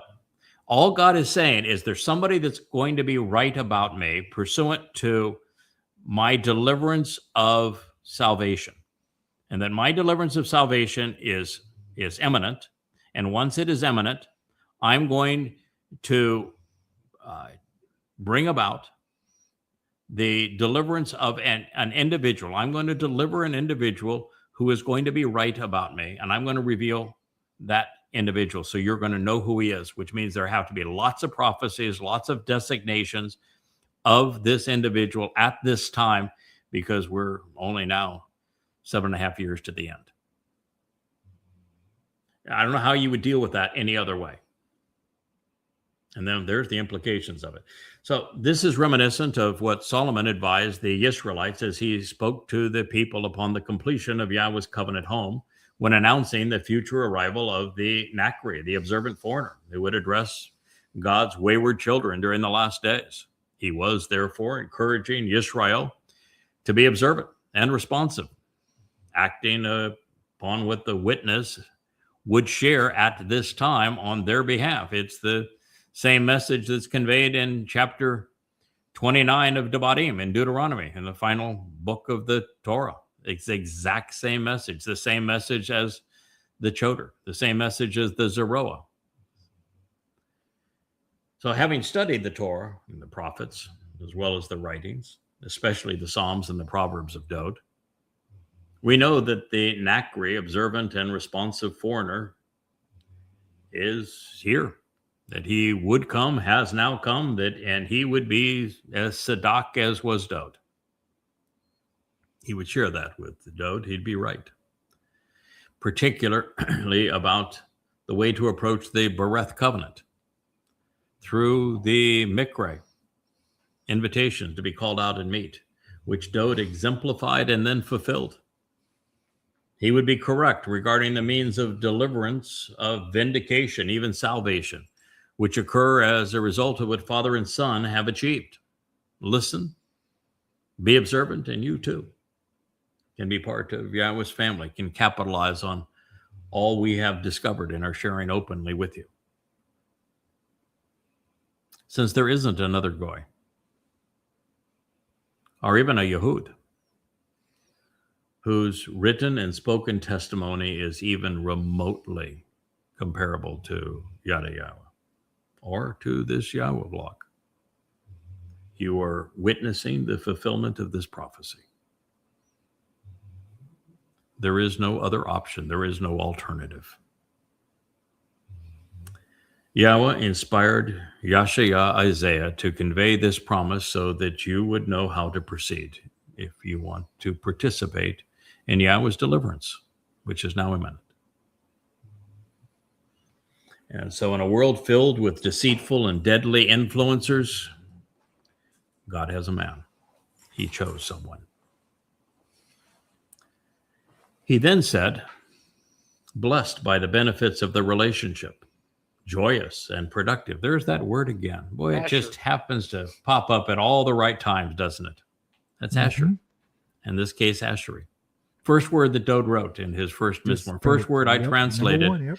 And when I was rendering 2 Samuel 7, which was the first prophecy I analyzed. First word, Ashery. So blessed by the benefits of the relationship, joyful and productive, is the person who acts and engages in this. But that God's going to bring a person who's going to be right about him at the same time that he is delivering salvation. because the son of Adam, the son of man, by observing the Shabbat and by not defiling and profaning it, he is empowered and strengthened, enlightened and restored by it. You know, I'm quite certain that in all of the studies, the first person to recognize that, Shabbat's a verb. Verbs define nouns. And when Yahweh describes his own actions on the Shabbat, he is blessing, he is active, he is engaged, he is celebrating the relationship and life and what he's achieved. And then I looked at, what day was matzah fulfilled by Dode in 33 CE, year 4000 Yahweh? What day was that of the week? On a Shabbat. It was on a Shabbat that Yahweh provided the greatest gift in human history. He loaded all of our guilt on Dode so he could take it into Sheol, protected Dode in Sheol with his Ruach, and then released Dode from it. That was on a Shabbat, wasn't it? Every time. Okay. So then when Yahweh is going to fulfill Shabuah, whether it's the first one in May 22nd of 26 or 11 June of 27, and he's going to call this family home, and we're going to find out precisely how we disappear. What day of the week is that? It's another Shabbat. Shabbat. Either year. Doesn't matter. So God's continuing to do his best work on a Shabbat. Do you think that God is violating the Shabbat? No. No, I don't think so. Okay, so we hit Taruwah. This, we found out today that it's Yada of Taruwah to enter the light of Yahweh, and so Taruwah is the greatest show on earth. I mean, there's 100 things that God's doing on Taruwah in year 2033, year 6000 Yah. What day of the week is that Lakat and then the sacrifice of the Adam of Parah? It's another Shabbat. It is a Shabbat. Okay, Sukkah. We're being allowed back into the garden, are we not? On Sukkah, and that is the day that we begin the 1,000-year opportunity to celebrate our relationship with God and finally get it right. That wouldn't be a Shabbat too, and that would be just too many coincidences. Nope, it is. God doesn't do coinky dinks. There are no coincidences. That's a Shabbat too. So doesn't that mean that Yahweh is trying to teach us something about the Shabbat? If God does his best work on the Shabbat, should we be taking naps on the Shabbat? No, you got to be paying attention. We ought to be paying attention. We ought to be learning as much as we can. We ought to be following Yahweh's example, which means we ought to be making a contribution to the joyous nature of this relationship on the Shabbat. And that is, the rabbinical Jews have turned the Shabbat into the most laborious day of the week, where there are 10,000 rules in which you can't do. It is do nothing day. And for Yahweh, it's do something day. I want to go with Yahweh. I think he understands the Shabbat better than they do. So blessed by the benefits of the relationship, joyous in this situation is the person who acts and who engages upon this, because the Son of Man, by choosing and observing Shamar, again, the Shabbat. So what is he doing in the Shabbat? He's being observant. By being observant, closely examining and carefully considering things on the Shabbat and not defiling and profaning it by making it common. What is it? What would be the expression of the Shabbat that's common in Israel and Judaism? Do nothing. Do nothing. And so God says, don't defile it. I want you to be observant. He is empowered and he's strengthened. He is enlightened. He is restored. There is a word that Dr. Jeff, who had to leave us because he is on call, not just on call, he's actually in the emergency intensive care facility of a hospital. So he is providing life prolonging services. That's why he had to disappear. But I think he mentioned a word that sounds a lot like Shazak, didn't he? Shazak, yeah. Yeah, I think that was his word, Shazak and Gabor. Shazak means to be empowered, to be strengthened, to be enlightened, to be firm, to be steadfast. That's what God's looking for. So he's saying that man should observe, closely examine, and carefully consider, be observant on the Shabbat, not making it religious, which is be common. So it's uncommon, therefore unreligious. And if you do, then you're going to be steadfast, empowered, resolute, strengthened, enlightened, stronger because of it. By being observant, by the way, you're familiar with how muscles work? If you use them, you actually tear them a little bit in their healing process, and they become stronger, right? And if you don't use them, they become useless and flabby. And same thing as, by the way, the brains are, and there's other parts of the anatomy, use it or lose it. And so the only way that you can be empowered, strengthened, is to be active doing stuff, whether it's mentally or physically, right? So if you're going to be strengthened by the Shabbat, what do you have to be doing during the Shabbat? Shamaring or Shabbating? Yes, or Shamaring? Yes. You have to be active. You cannot be strengthened by something if you are napping through it. If you are not participating, engaged, doing something, whether it's thoughtful or physical. In fact, strengthening, it actually speaks of physical, resolute speaks of mental. Yeah. So by being observant, Shamar again, his hand, his influence, and especially that which he influences, will be kept from acting upon or engaging in min asha, anything unjust, immoral, or irrational. So if we are observant, we are Sadak, we listen to the person that Yahweh has sent that is Sadak about him, then we're not going to be irrational. We are not going to be immoral. We're not going to be unjust, because we're going to observe what that person has conveyed, because they're right about God. So he's saying, read it.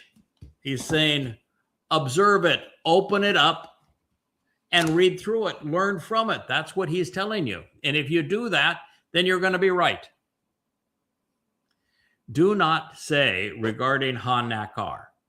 Oh, well, there's that guy again. Nakri, Nakar, same guy. And who is the Nakar? He is an observant son of a foreign land, one who knows and understands through thoughtful examination, and then acknowledges by being discerning and respectful. So you're not going to find it from a rabbi, because there isn't a single rabbi who is a Nakar or a Nakri. This means you need to go outside the tribe. You got to find somebody outside the tribe that's speaking for Yahweh, that's right about Yahweh, that God has acknowledged and he has sent at this time. And he has to be an observant foreigner. So how many are there that are observant foreigners who are speaking only to and exclusively on behalf of Yisrael? Just one. Just one. And it ain't Dode compared to those dipsticks. Yeah, Ha-Nakar. So do not say regarding Ha-Nakar, the observant foreigner, who has formed a relationship with Yahweh. Not with Hashem, not with the Lord, not with Jesus Christ. He's formed a relationship with Yahweh. Prior to these books, that would be nobody. Something which would infer or suggest Yahweh has abandoned me, by preventing me from being included as part of his family. So God's saying, don't be defeatist at this time. When I send this guy, I don't want you to wallow in your past, that somehow that you need to have an appreciation that God has sent him so that you would no longer be abandoned. God says, I don't want you to be abandoned anymore. I don't want you to do everything you have done that has precluded you being part of his family. It's time that you lay down all of those defenses and recognize what I'm saying through this man. And let not the esteemed and authorized designee say, "What now, if I have become a silenced counselor or muted messenger?" So as I read that, that's my responsibility. Mm-hmm. Yeah. It's I can't question my role. I can't allow the naysayers to silence me. I can't give up. I can't say, well, what if I am muted?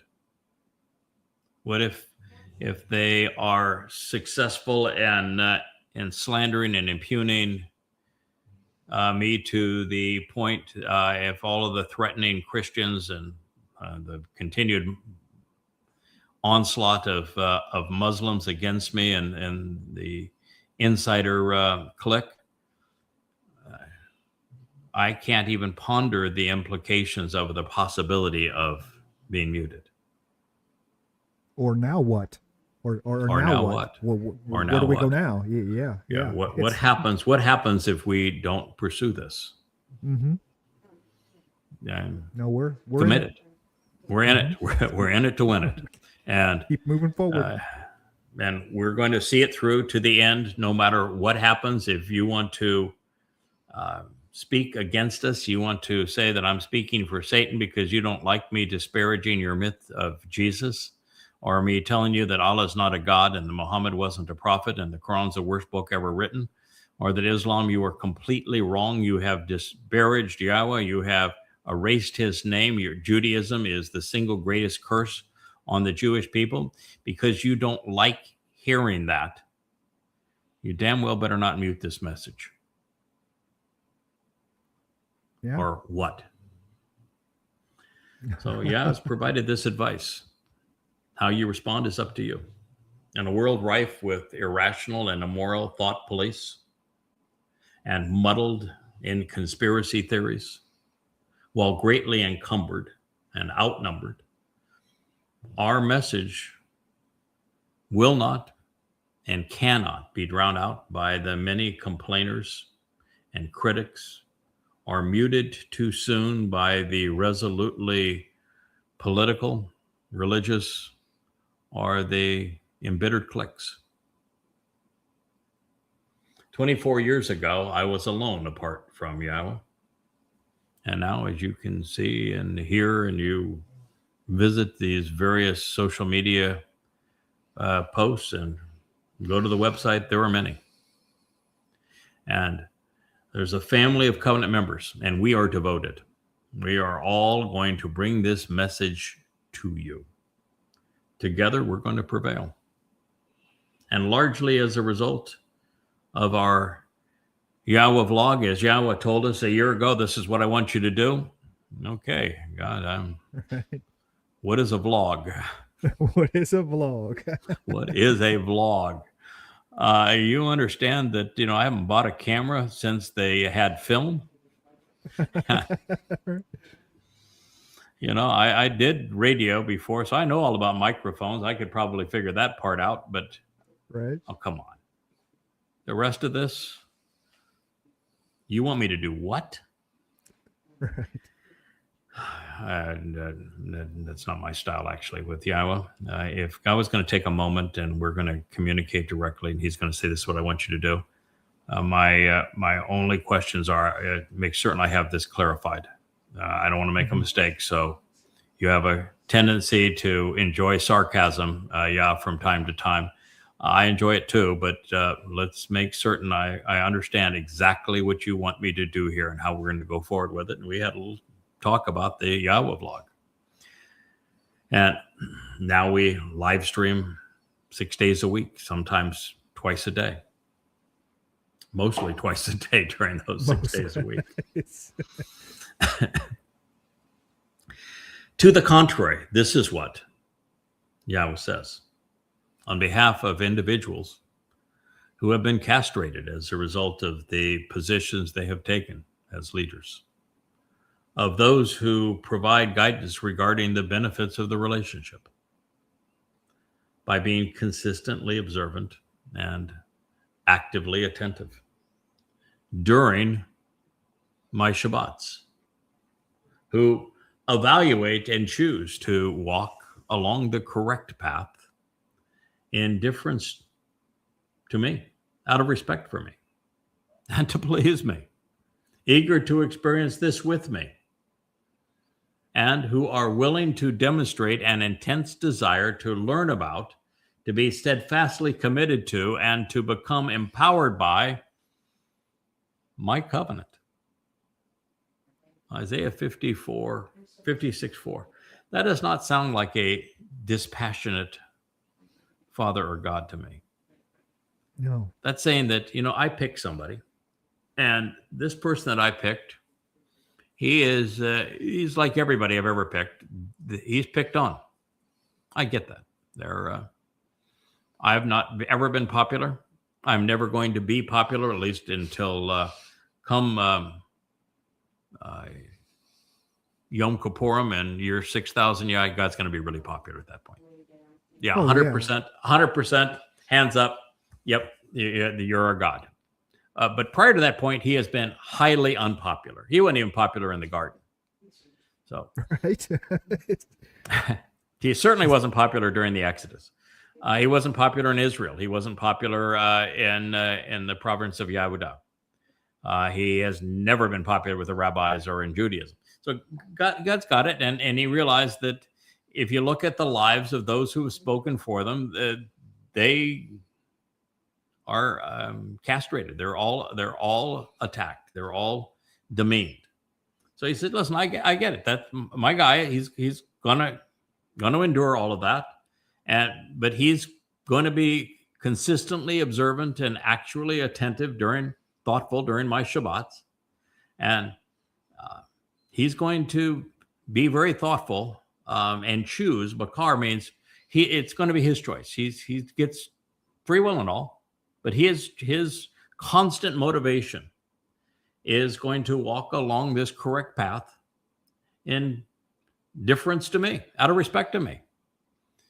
I fell in love with Yahweh. I did.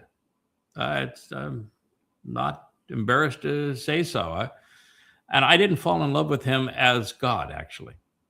I fell in love with him as my coworker, as a partner, as a supporter, as my father. Our relationship is he's dad. And, as a son, you're the conditions under which you're evaluated are different than if it's God person versus father son. Dads give a lot more leeway to their sons. They expect their sons to be a little feisty sometimes and give a little give and take. But a son that goes about his father's business and loves his dad and sings his dad's praises and believes in his dad, trusts his dad, loves spending time with his dad, that's good stuff. And so that's the way I have viewed our relationship. I've chosen to do it all from the beginning. I've never put God on a pedestal, because I think if I put God on a pedestal, it's counter to our purpose, that we can't be as effective together if I'm the least bit afraid of him. And he doesn't said, want all that. right. Yeah. No, I didn't want that. No interest in. Yeah. No, so let's just go. We'll be a team. I'll collaborate. Smack me aside the head occasionally if I'm doing something that's stupid, but otherwise, let's just go. Let's get this done. So tie your shoes, I made grab your stick. Let's go. Yeah, I do think that God chose me to do this job. I'm happy he did, but I get to choose back. He says, who evaluate and choose, Bakar, to walk along this correct path out of a difference to me, a respect for me, to please me. And I think we've talked about it 1,000 times. Part of my motivation is that we're going to see this through, because for all of us, I want the satisfaction for all of us that when we've done our job, we can walk right up to God, totally exposed, comfortable in his presence, and say, thank you for the opportunity. I hope that I lived up to your expectations. I gave it my all. And I want, every one of us to enjoy that full manly hug that says, yeah, you did. We did this. We actually made it. We made it work. You showed that indeed it was possible. And, and you overcame. Remember that time that you did such and such, and look what happened as a result. We turned lemons into lemonade, didn't we? Mm-hmm. And here we are. Yeah. Look at around the room now. Look at here we are. This is exactly what we wanted to do. That's what I want every one of us to experience, and to know that for a billion, trillion, gazillion years thereafter, every time you have Yahweh look at you, you say, I'm comfortable. I know we did what needed to be done. We saw it through. We were resilient. We were devoted to what he wanted because we wanted to please him. It seemed right. He's gone. He's gone through so much grief with us humans that he deserves better, and we want to please him. We're not doing it because we want actually want an attaboy. We're not doing it because we're going to get anything more in terms of eternity, but satisfaction that you have this sense that you brought some pleasure to God after all he's had to endure, that he going to smile and say, yeah, you really did see it through. That was really good stuff. I'm proud of you. God, can you imagine what could be better? Right. Yeah. I'd do this all for, I'm proud of you. We did good together. And so that's what he's saying here. We know he is. We know it works out, Yeah, no, it works out. And he is full of praise. He is so full of praise over what we do. He is pleased with what ultimately is accomplished. And we can't just say, well, so it's already been written.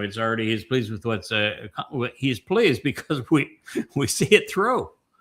Yeah, we're devoted to the cause, and it shows. And there's going to be the result that Yahweh wants, and to please our Father when he just happens to be God and the creator of the universe, and we get to spend an eternity with him. That works for me. Works for him. Those who are willing to demonstrate an intense desire to learn, to be committed, and to be empowered by the single most important thing in the world. There's actually something to God, I think, that is more valuable than just his love for Dode, his son, and that's the covenant family. Dode is just the most important member of the covenant family, but there are many children in that family. Isaiah 56:4. We'll read one more. I will offer freely giving to them. This is the children of the covenant in my home and in my family and within my protected enclosure, an outstretched, welcoming, and empowering hand, and a name even better than other sons and daughters. And I will give to him and to them an everlasting and eternal designation and reputation, which, for having shared the benefits of the relationship, will never be removed or taken away. It's an attaboy that was written almost 3,000 years ago. Yeah. That's what that is. That's God saying, we do succeed together. And I'm pleased. And nobody's ever going to be erasing that name again. Nope. So he says, I am offering to them. So I've shared this a bunch of times that, in business, one of the things that you learn early on that there's no limit to what you can achieve if you're willing to share credit. And God's a really good at sharing credit. I've never experienced anyone who is as good at sharing credit. Does he deserve 99.999% of the credit for Right. Pesach, Matzah, and Bikurim, and for our fulfillment of Shavuot, Taruwah, and leading up to Kippurim and Sukkah? Absolutely. That's not the way he looks at it, though. Yeah. It is Yeah. not the way he looks at it. And so he looks at it as, okay, lots expected of me. I happen to be God. But these people, look what they did. Look what they did. Sure, I helped it. Sure, I made it possible. But look what they did. I want you to notice what my kid did. This is my kid. I'm proud of him.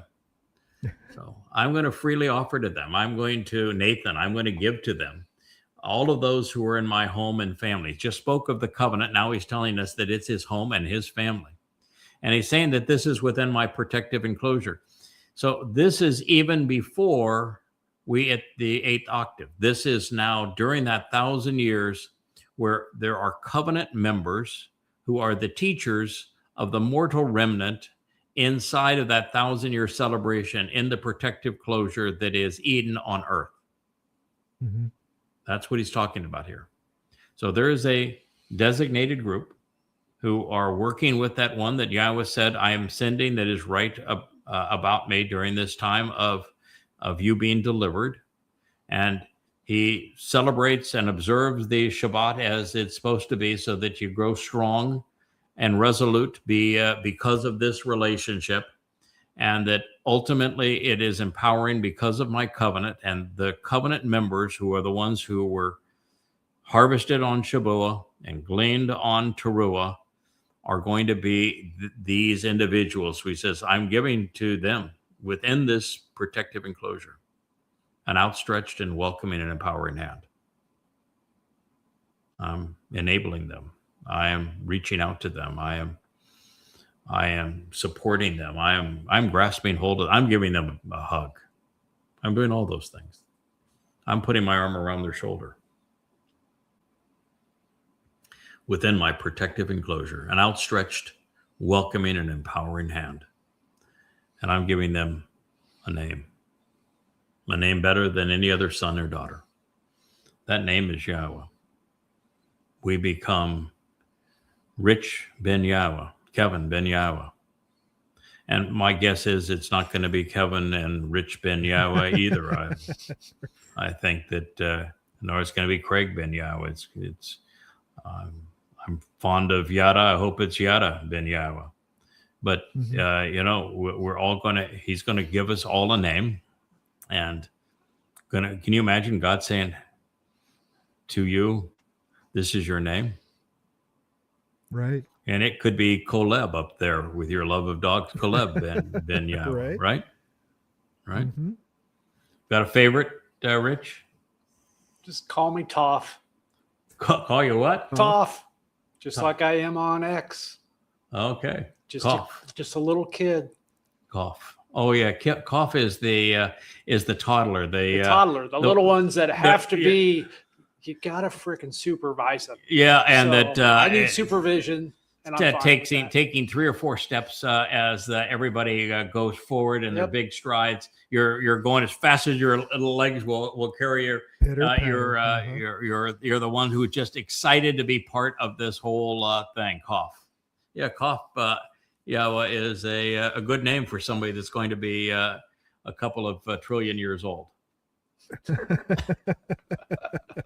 It's going to take me a while to grow up. You're just going to say, I'm going to be a kid forever, which you're saying. I like the role of being, we are Yahweh's kids, which means we really have the opportunity to be kids forever, to be a kid at heart. What a wonderful situation. Dad's responsible. I don't mind getting older. It's just, I won't grow up. I don't mind getting older, but I will not grow up. Well, then you and I are the same. And it sounds like we're all the same. Cough here is the same too. We're all the same. I have no issue with. In fact, growing older, considering the alternative, is really good. But why would you want to grow up? I'd be forever young. Work so, and I will give to them an everlasting and eternal designation and reputation. which for having shared the benefits of the relationship, because we did share the benefits of a relationship, will never be removed or taken away. It's why I know that Leah and I have not seen her presentation of the song. I've heard the song. It's the song that will be played on Taruwah when we have the sacrifice of the Adam of Parah. And, Leah is fairly protective. She gets all emotional. She even cries about this idea of watching my body get beat up and bludgeoned and all that sort of thing. She wants to kick Trump and Satan and the shins while it's all happening. I says, no, it's not a sacrifice. It's a gift. And I'm not talking about me giving a gift. It's a gift from God. Why?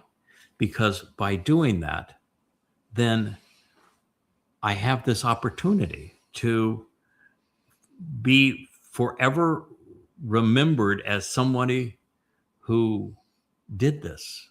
It's like a Dode never having ever to be questioned again, never to have anybody rebel against him again. Why? Because we're all there because he fulfilled Pesach, Matzah, and Bakurim. And so if God's going to say, all right, I'm going to give you the responsibility, not for being number one, because thank God Dode's number one. I'm much happier being the lesser luminary, but I'm going to give you this job of being his herald, working with him. But how in the world are you going to work with that guy that fulfilled Passover and went into hell for you if you don't have some skin in the game? Yeah. So my gift to you is to position you with some skin in the game. So you can stand shoulder to shoulder with the king and serve him and feel comfortable about it because, well, that mortal remnant that's all there on from that where he's talking about we're working with, they're all there because, well, I was willing to put some skin in the game. I view that as a gift, not from me to them, which it certainly is, but from God to me. Give you some street cred so you feel okay next to the king, right? Absolutely. Yeah, it gives you some street cred so you're not all, weak-kneed and intimidated around the guy that went into hell for you. I mean, it's pretty, this is the guy that Yahweh anointed 3 times as Messiah. He said, my chosen one. And he's returning with his seat of honor as brilliant as the sun. He's been called Elion, the very influence of God. And he endured Passover and has endured Israel for 70 years in his first life. And now this is his third life. How in the world do you stand next to that guy and say, we really have to work together here because I'm not just your herald, but probably also your sounding block here so that you can also have somebody you can feel comfortable sharing ideas and we can debate them and talk about strategies and that sort of thing. How in the world are you going to handle being in that guy's presence if you don't have skin in the game? Yeah.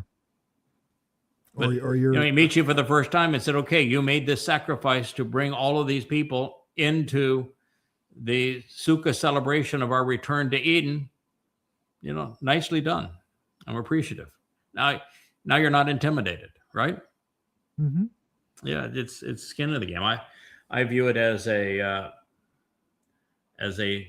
tremendous gift, and God says, for having shared the benefits of the relationship, this will never be removed or taken away. It is a junior version of what Yahweh did, and everyone now who is dedicated to what we're doing now and devoted to it, exactly the same thing. We all have skin in the game. Mm-hmm. We have made the decision to make this contribution, and God said that's never going to be taken away. I'm going to remember it forever. And so I'm going to make certain that everybody who is part of forever remembers it. So I'd love to go on because we're talking in the next statement about the Nakar again and that he has formed a relationship with Yahweh, but I don't think it's fair to push this beyond the 2 hour and 20 minute mark.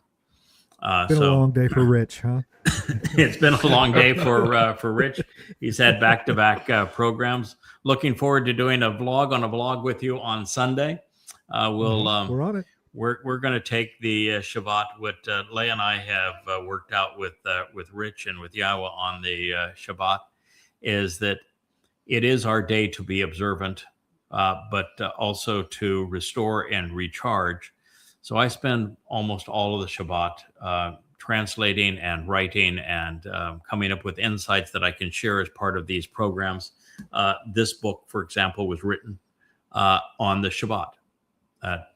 And right now I'm working on another book, and we're actually sharing from it. This is the programs I'm trying to keep in translations and insights ahead of where we are on the Yahowah vlog. And that's how we have come to enjoy the Shabbat. And we're going to continue that way for the foreseeable future. So we'll be on Sunday. We'll do our vlog on the blog and go from there and continue to have fun with this. Sounds like a plan. I'm ready. Sounds like a plan. Sounds fun. Kevin, thank you for being part of this, and Rich for being part of it. Thank you, Jeff and Abstentia. I know you're trying to save somebody's life, and we appreciate you for doing that. Kirk, I saw you log in twice trying to get in with your cell phone in the People's Republic of California, where they haven't figured out how to turn the lights on. But we appreciate. We know you're going through a tough time at the moment, but it was great to talk with you on the phone earlier today. Love you. And Joe, who's now winging his way back to his children in Virginia. Thanks for a wonderful contribution while you were here. And JB, we look forward to having you join us on our next show. And Leia's probably in there saying, oh my God, you made too big a deal about me. And why did you keep on talking about me? Although she's probably also saying, it's nice to be married to a man that loves and defends his wife. And so she's probably going through both thoughts and emotions right now. So to all of you, thank you. And for all of you listening and growing and participating in this covenant family. For Yahowah, I say thank you, and for his people. Good night. Shabbat shalom.